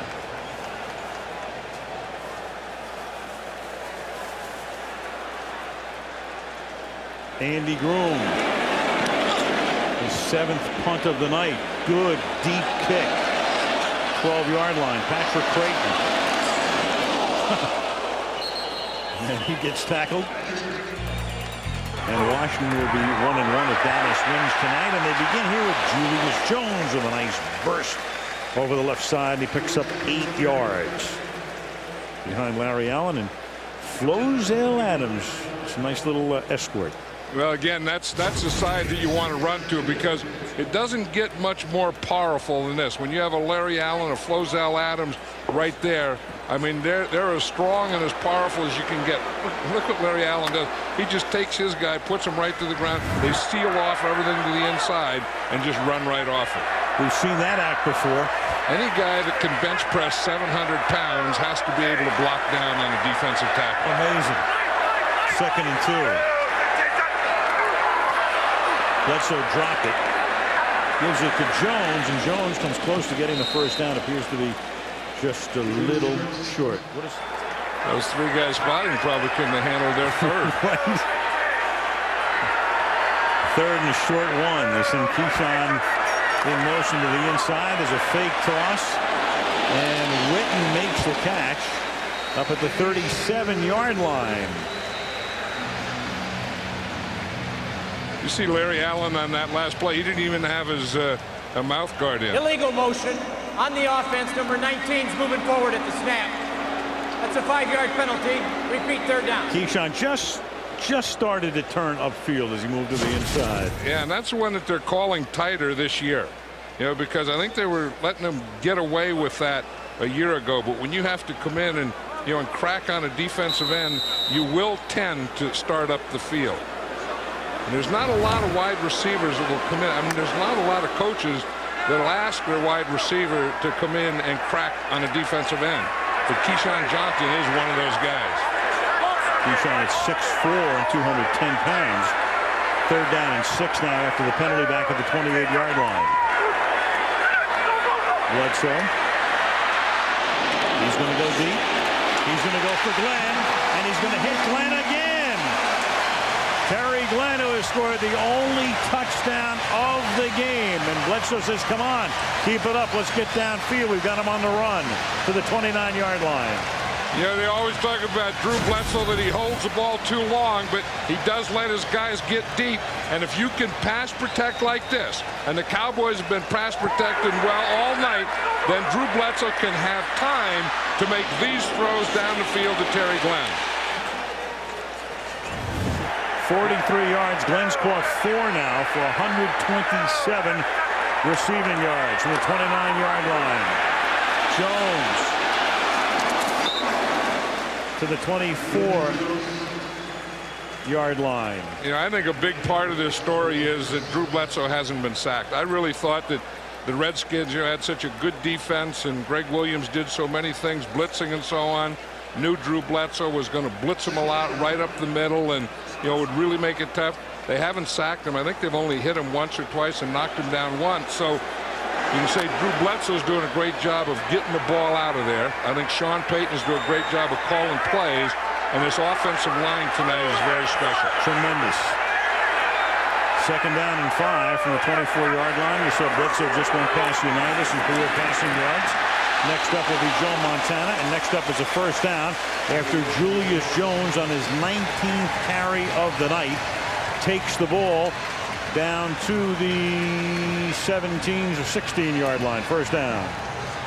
Al Johnson is back in at center. You know, that's one of the offensive line positions that they rotate. And you're going to see he gets a pretty good block there. He just stays with his guy and gets him going to the outside, then gets him down just as Julius Jones goes by. You know that old deal, sometimes, you know, the run will open up the pass, and a lot of times, I think we're seeing it right now, the pass or the deep pass has opened up the run. Cowboys started this drive at their own 24.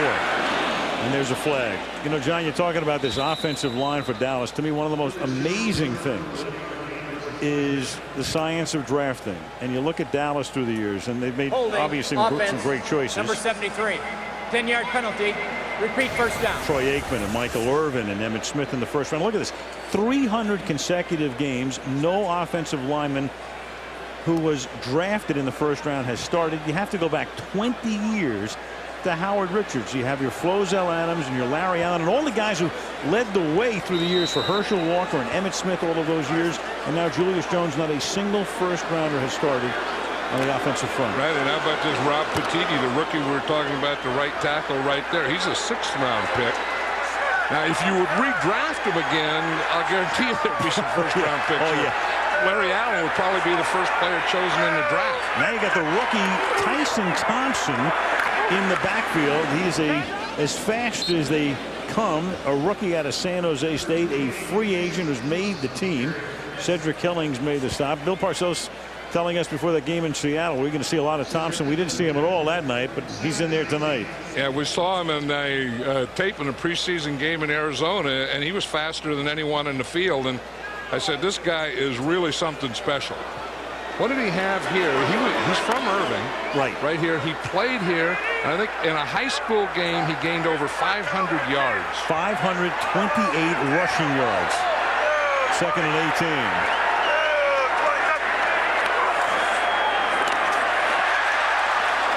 And the crowd, of course, has been reading all about him, and they watched him play in preseason, so they got excited when he got the ball there as Lamar Marshall makes the tackle. I think he's probably the first local high school player that has ever played for the Cowboys. I think out of Irving. I think so. They believe he is. You know, that's the kind of thing that Bill Parcells does too, and I've always believed in, you know, if you're not sure of a guy, you know, and you're signing a free agent or a late round draft choice, you always take either size or speed. You don't take a tweener in any one of those areas. You either take a big guy or a fast guy. This guy's a fast guy. The 3rd down and 15 coming up. And there's the number. NFL Hurricane Relief Weekend earlier tonight. A lot of you saw the Saints go to the Meadowlands. The Giants won that game to go to 2-0. New Orleans is now 1-1. And here it's 10-0 Dallas. It's 3rd down and 15 after that timeout. And Tyson Thompson goes nowhere. So now Cortez will have to come in for a 40-yard field goal attempt. And the crowd starts, well, I guess Sean Payton tonight's been tremendous on 3rd and long, and they had a flea flicker for a touchdown. But you know what? What have you done for me lately? Yeah, I would boo him on that one, though, too. I mean, you're 3rd and long, and you just run a straight handoff right into the middle of the line. I mean, do so. Run a draw, run a screen. If you don't want to air it out, then do something where you have a chance. That was a give-up play. They had no chance. And after the timeout, maybe they had too much time to think about it. 41-yard attempt here by Cortez is good. His 2nd of the game. You know that many of the evacuees came to Texas, to Houston, and to San Antonio, also to Dallas. Many were at Reunion Arena, more were at the Dallas Convention Center, as the folks in Texas opened up their hearts and facilities to many of the evacuees. As James Thrash gets back to receive this kick for the Washington Redskins, Jose Cortez to kick off. Dallas on top 13-0. They'll head west next week, take on San Francisco. Washington has a bye, an early bye in week 3.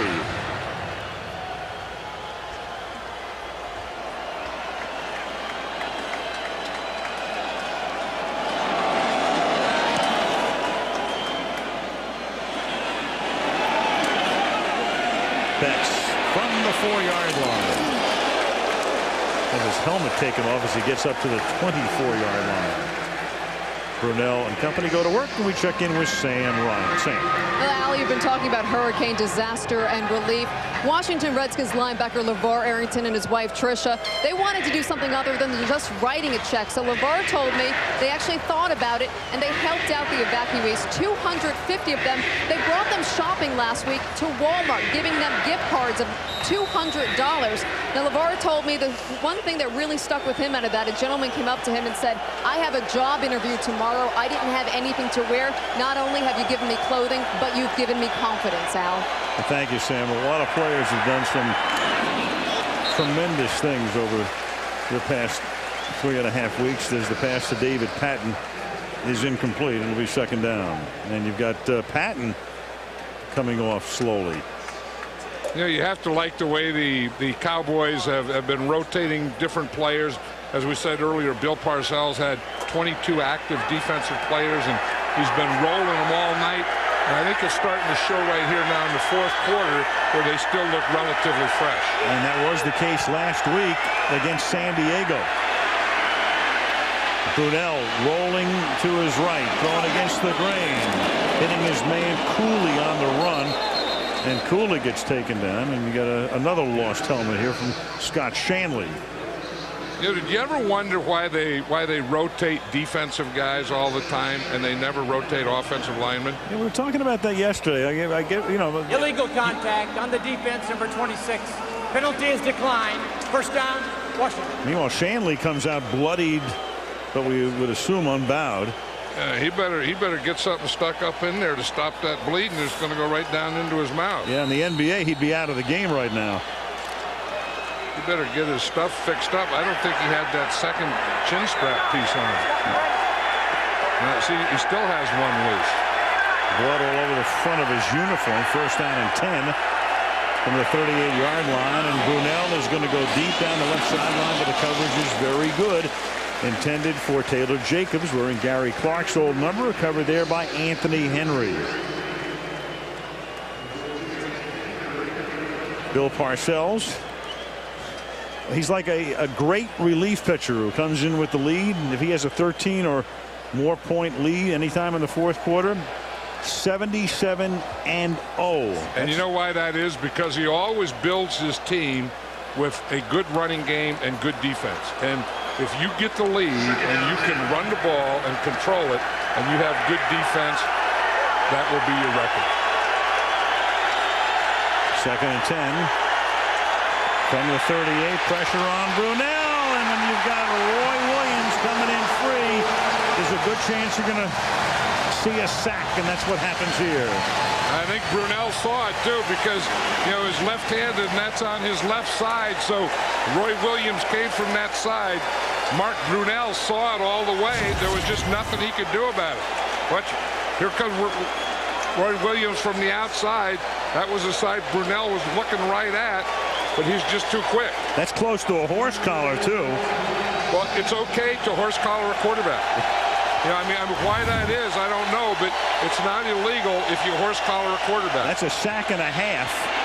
That's a 17-yard sack, and now you've got Brunell, and Brunell with some moves up to the 45-yard line. Mark with a little deke and a fake and up to the 45. So it was 3rd and a mile, and now it's 4th and 3, and with 4:27 remaining, Washington down by 13 will line up to go for it, but first they will discuss it.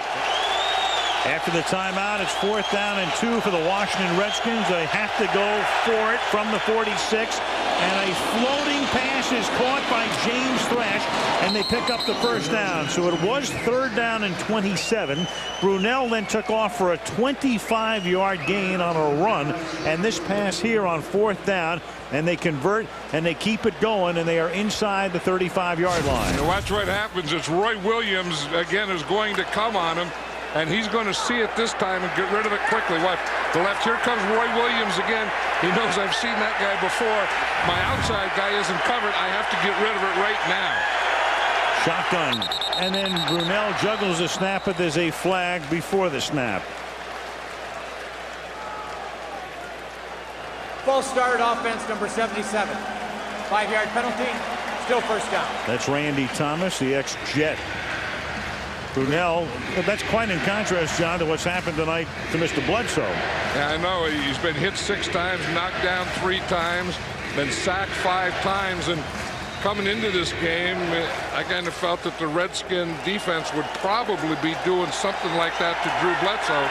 And the Cowboys and Bledsoe, on the other hand, look, 1 hit, 1 knockdown. Drew Bledsoe hasn't been sacked. Doesn't even have the uniform washed. 1st and 15.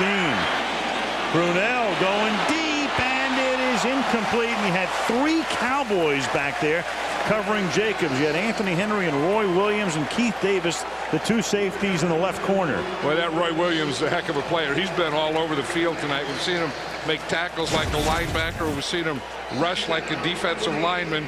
And here we see him play safety like a defensive back. He's a deep guy. He'll come in right now. Got the ball at the highest point. The only thing, it went right through his hands and hit him in the face mask. That's what you try and do as a defensive back. You try and get up and get the ball at its highest point. 2nd down and 15. Brunell flushed out again. Chase has to throw it away. Pressure put on that time. He had Kenyon Coleman coming after him, and along with Eric Abagu. He was trying to throw a slant out here to the right side.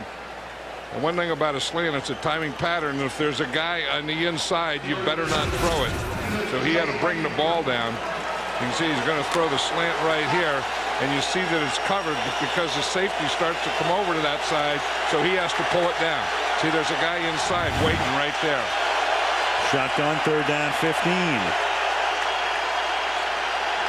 Brunell hangs in there, and the pass is incomplete. He tried to throw it to Liddell Betts, the running back, and so now Washington with 3:55 on the clock, down to a 4th and long. You think Liddell Betts kind of felt that win back there? Yes, you absolutely. There was someone there that was good linebacker coverage, and if he catches that, there's going to be a collision. So whether he catches it or not, you may as well take the collision. Crowd rising. Dallas defense pitching a shutout, 13-0. They have to get to the 24-yard line to convert.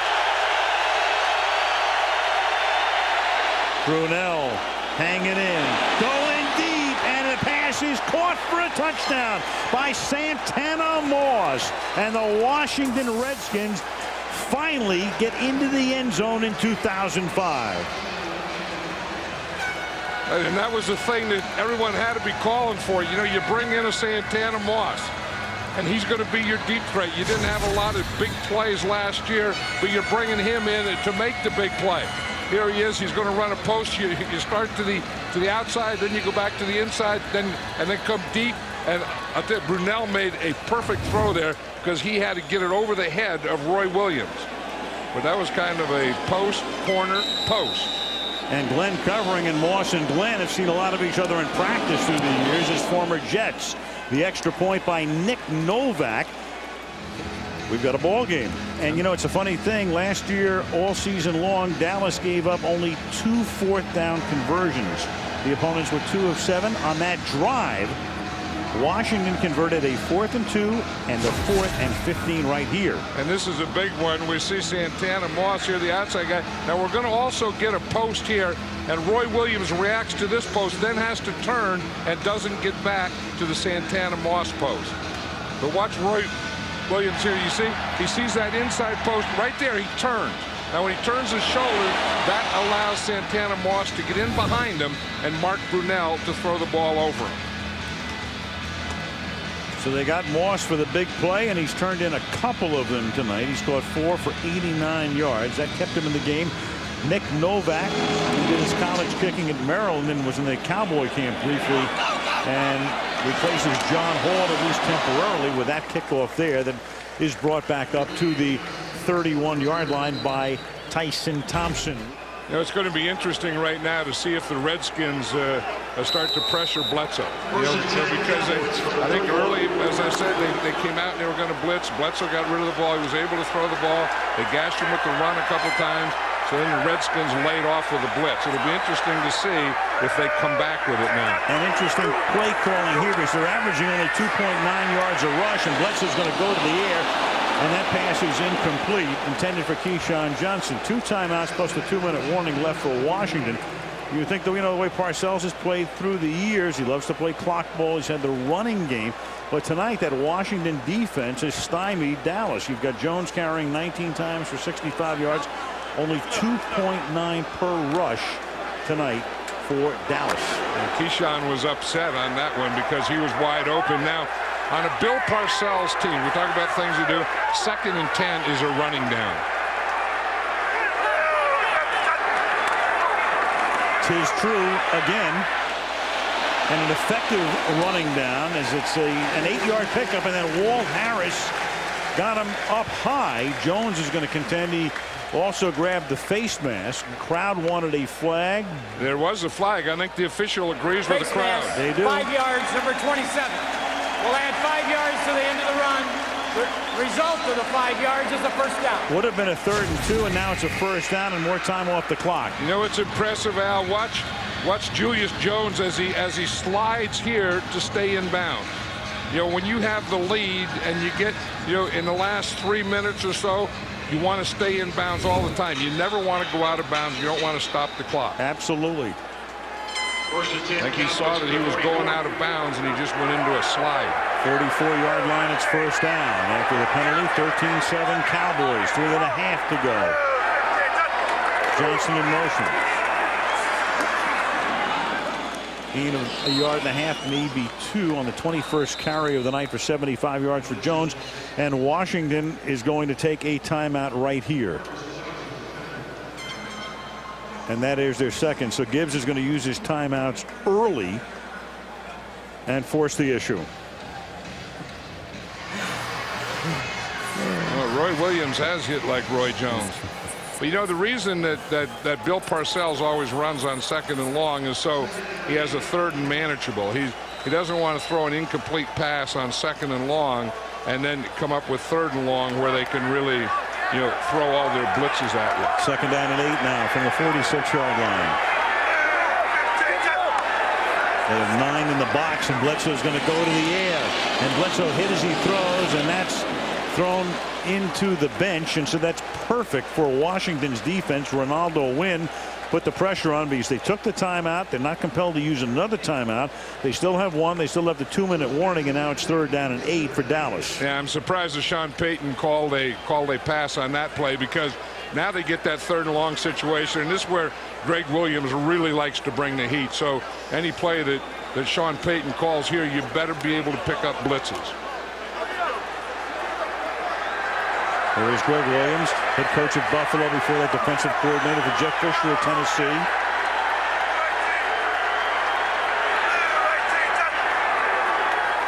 They walk up the corner. Bledsoe throws to the near side, and the sliding catch is made by Keyshawn Johnson. He has that down to a science. And he has a flag down back at the 38-yard line. The call is going to go against Dallas. 10-yard penalty. Repeat, 3rd down. Yeah, and the Redskins really surprised me on that. They just rushed 4 men. They had 4 defensive linemen, and that's all they brought. And if you do that and you let them pass protect like this and give Drew Bledsoe time, I mean, here you have a holding right here. But if he has time, he is going to be able to do these kinds of things. I didn't, again, he's kind of out of the thing there, but I didn't see Flozell Adams hold anyone. I didn't either. That's the 2nd call against him tonight. The other one was a dubious call. Wait a minute, Lauren. 3rd down and 18. Now, these are Greg Williams blitz type situations, but against the Cowboys and Drew Bledsoe from the first couple series on, he hasn't been doing it. In fact, he told someone he was going to blitz like 70 or 80% of the time, and he's probably blitzed about 5 or 10% of the time. Subterfuge. I know Bill Parcells expected a lot of it. Drew Bledsoe expected a lot of it. Sean Payton expected a lot of it. This offensive line expected a lot of it. 3rd down and 18. Just outside the 35-yard line. It's a 4-man rush. Line does its job. Witten makes the catch, but well short of the 1st down. He's wrapped up first by Walt Harris at about the 49-yard line. So now Dallas is forced to punt. Washington will use its final timeout. So they have almost 3 minutes, and they get to stop the clock at the 2-minute warning, so they have plenty of time. But that was still a big play for the Cowboys, because it bought them about yards of field position. And the Redskins are going to get the ball, but they're not going to have very good field position. Parcells keeps going in and out, and they'd like you to be retired before they put you in there. McBriar's punt is too deep. And that will come out to the 20-yard line. So they'll have to go 80 yards in 2:52. Al, we talked about how the fans stayed in their seats for the halftime ceremony of Troy Aikman, Michael Irvin, Emmitt Smith. They're also staying in those same seats for the entirety of this game. Washington hasn't won here in 9 seasons. And that is caught out in the flat by Clinton Portis. Washington's last win in this park was 1995. And as we said, 14 of the last 15 meetings between these two teams has been won by the Dallas Cowboys. Dan Snyder bought the team in '99, so he has yet to see his team win a game in this stadium. This is when you find out about your offense and defense. I mean, this is what good offense is, when you can make plays in this situation. Good defense is when you can stop those plays. From the 30, Brunell going deep for Moss again. He makes the catch, and Santana Moss for a touchdown. Wow. And again, it's Glenn and Williams on the coverage. He beats the same 2 guys. Unbelievable. He just outran him, and Mark Brunell got it out there. That's what I'm saying. This is offense, this is defense. You can play great defense the whole game, but you have to make a play here. You can play lousy offense the whole game, but you have to make a play here. And the team that makes the plays is the team that's going to win. 70 yards to Moss, and so the Redskins go almost 2 full games without a touchdown, and then they get them back to back, and the extra point will give them the lead. Hey, that's what Joe Gibbs wanted Santana Moss for. He said we didn't have enough big plays. We wanted Santana Moss to make them for him. Looked in the first half like they weren't going to try. Then they came out here in the second half, and he's made a couple of big ones for him.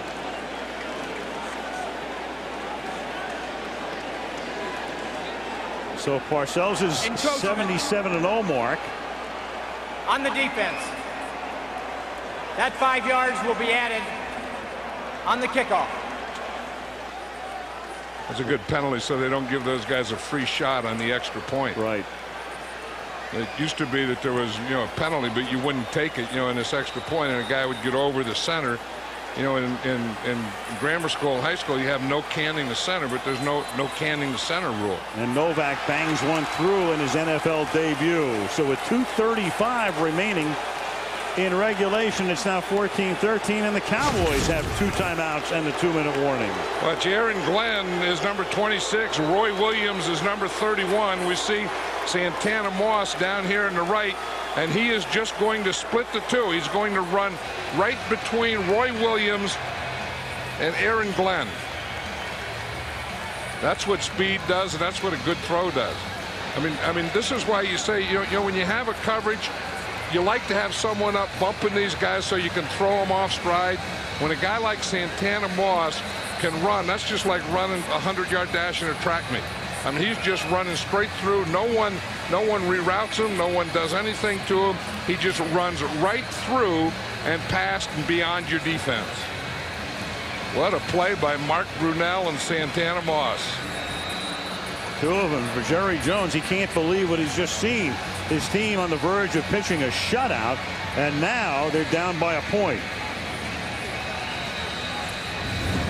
And the Redskins just kind of hung in there. They weren't doing anything offensively. They weren't being aggressive. They weren't pressuring defensively. But Dallas didn't run away with the spoon either. So it was still there for them to take it. The Cowboys left them there, and the Redskins just hung in and kept going and going and going. Now it's the Cowboys' chance.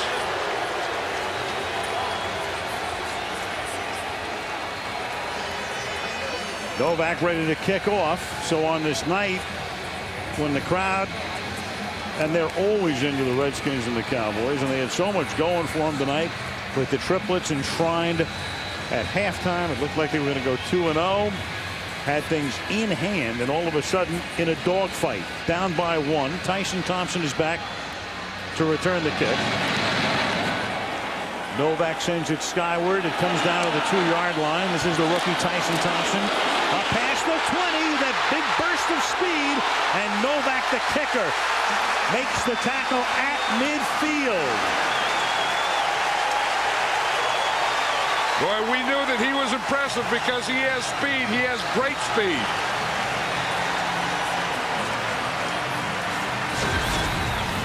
And he did this thing the right way. He just takes it right up into his wedge. Starts to his wedge, makes a little move right there, and then uses his speed. If he wasn't that close to the sideline, that could have been a touchdown. Because kickers aren't great tacklers, but when they have the sideline like this to help them, they can get a guy out of bounds. Just make contact. 49-yard kickoff return. Taylor Jacobs is hurt. It's the reason for the stoppage on the field. Playing on special teams. Their number 4 wide receiver. So the Cowboys will have the ball when play resumes at the 48. Needed a play from Tyson Thompson, and he gave it to him because this is great field position here for the Cowboys. This is something the Redskins go like 55 minutes and don't score a point. Then in 2 minutes they score 14 points. Amazing. Game over. And not only that, because it was so dink and dunk tonight, and they couldn't get anything going, and the offense lacked imagination, and you thought that the Skins would go all season without scoring a touchdown. It had that feel. Ozell Adams was like a pound. The other day he was like a pound under 340. I bet he'll be under 330 right now. But right now the Cowboys have it at the 48-yard line after Jacobs is able to walk off the field under his own power. 2 timeouts plus the 2-minute warning with 2:28 to go. They'll start with Jones. Jones knifing over the right side, takes the ball to the 42-yard line. Now the Cowboys are thinking field goal position here too. I mean, I think that's the first thing. You have 2 goals. One is first get in field goal position, and then your second goal, of course, is to score a touchdown. Jose Cortez is the kicker. Took him down to the 2-minute warning to go without a huddle on 2nd down and 4. Bledsoe stepping up to avoid the pressure. Goes to the outside for Witt, and that is incomplete. And that will take us to the 2-minute warning with 1:57 to play. I think if you pass in this situation and you're the Cowboys, I think you're thinking of a possession type pass, and that would be either Jason Witten or Keyshawn Johnson. If they fought on that 2nd down, they would have gone to Keyshawn. You know, or do you go to a run? I mean, run the ball to Julius Jones, you know, and get a 4th and short because you're in a 2-down set here. 3rd down and 4. This isn't going to be a run. Nope, out of the shotgun. Ooh, look down here.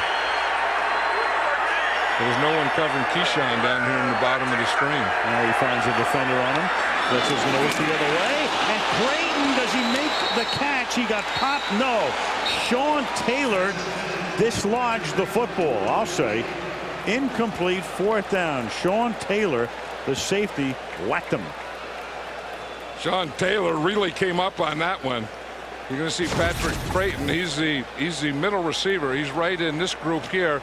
And you see he comes under control to catch that hook. And Sean Taylor, the safety, just comes up and unloads on him. Oh, man. Wow. You talk about launching. He launched Creighton halfway back to where he came from. So now it's 4th and 4 at the 42-yard line. This down can be the game. Bledsoe throws, and they will not convert. And now Dallas will have to take its timeouts on defense. That tackle is made by Harris. Terry Glenn made the catch. 1:48. They have 1 timeout. Can't quite run the clock out, but come close. That's the thing, you know, I always say on 3rd down that you have to run your pattern beyond the 1st down marker. Now watch Terry Glenn there compared to the yellow line. You see, he's on this side of the yellow line. You have to, I mean, they don't know where the yellow line is, but that 1st down marker, you have to get up over that on 3rd down, I think, but on 4th down, I know you have to. You're compelled to. They can't. They can stop the clock twice. They can stop it 2 times, so they are going to get the ball back if they don't give up a 1st down. 39-yard line. They're going to give it to Clinton Portis, and he's going to get tackled up at the 43-yard line, and that's the first of their 2 remaining timeouts. 1 to go. The Redskins offense, nothing through the first 3.5 quarters tonight. And then those 2 big bombs, and of course those 2 4th down conversions. And one of the plays, of course, was the 25-yard run by Brunell on 3rd down. And the other thing that impressed me is how calm Joe Gibbs has been. You know, I said that nothing was going right for him. I mean, he couldn't run the ball, he couldn't throw the ball. They were kind of moving on him, and then boom, he just kind of hung in there. Brought that up before. Parcells 77-0, and he led by 13 or more points anytime during the 4th quarter. In jeopardy right now, 2nd down and 6 from the 43-yard line. And here's Portis, and he's going to get wrapped up at the 45-yard line, and that's Dallas's final timeout.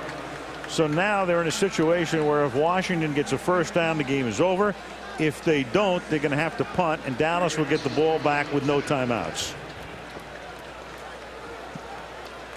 And I think that this is one of the things that you would like to say, geez, you know, a bootleg would be good here, some kind of play action pass, but you don't want to stop the clock. So therefore, if you're the Redskins, you almost have to run the ball. Bill Parcells, and we mentioned it before, talking when we saw him in August and yesterday as well, about how, you know, the wins are nice, but the losses are worse than ever. And this one would go down as one of the all-timers because, as we say, he's never been in this position to blow that sort of a lead in the 4th quarter. And you know, they looked like they had the game under control just about the whole game. But the only thing is they weren't getting the points. You know, you go back to the beginning of the game, they miss a field goal. They have to settle for a field goal. You know, when they had their opportunities, they didn't put enough points up. Squandered chances. Here's your ball game right here for Dallas. If Washington gets a first down, it's over. And Portis will not get it. So the Cowboys are going to get the ball back with under a minute after the punt. And Groom will come in to kick, and this will be Groom's 8th punt of the night. Jerry's on the field. Did you see that play? That's an old Joe Gibbs play. That was a counter trey. You know, he needed to play. He had to get a first down, so he went back to what he knows best. And watch this. The counter, you see the two pulling here. Portis counters to the left and tries to follow in there to the right. The Cowboys probably play that as well as anyone. And it was countered.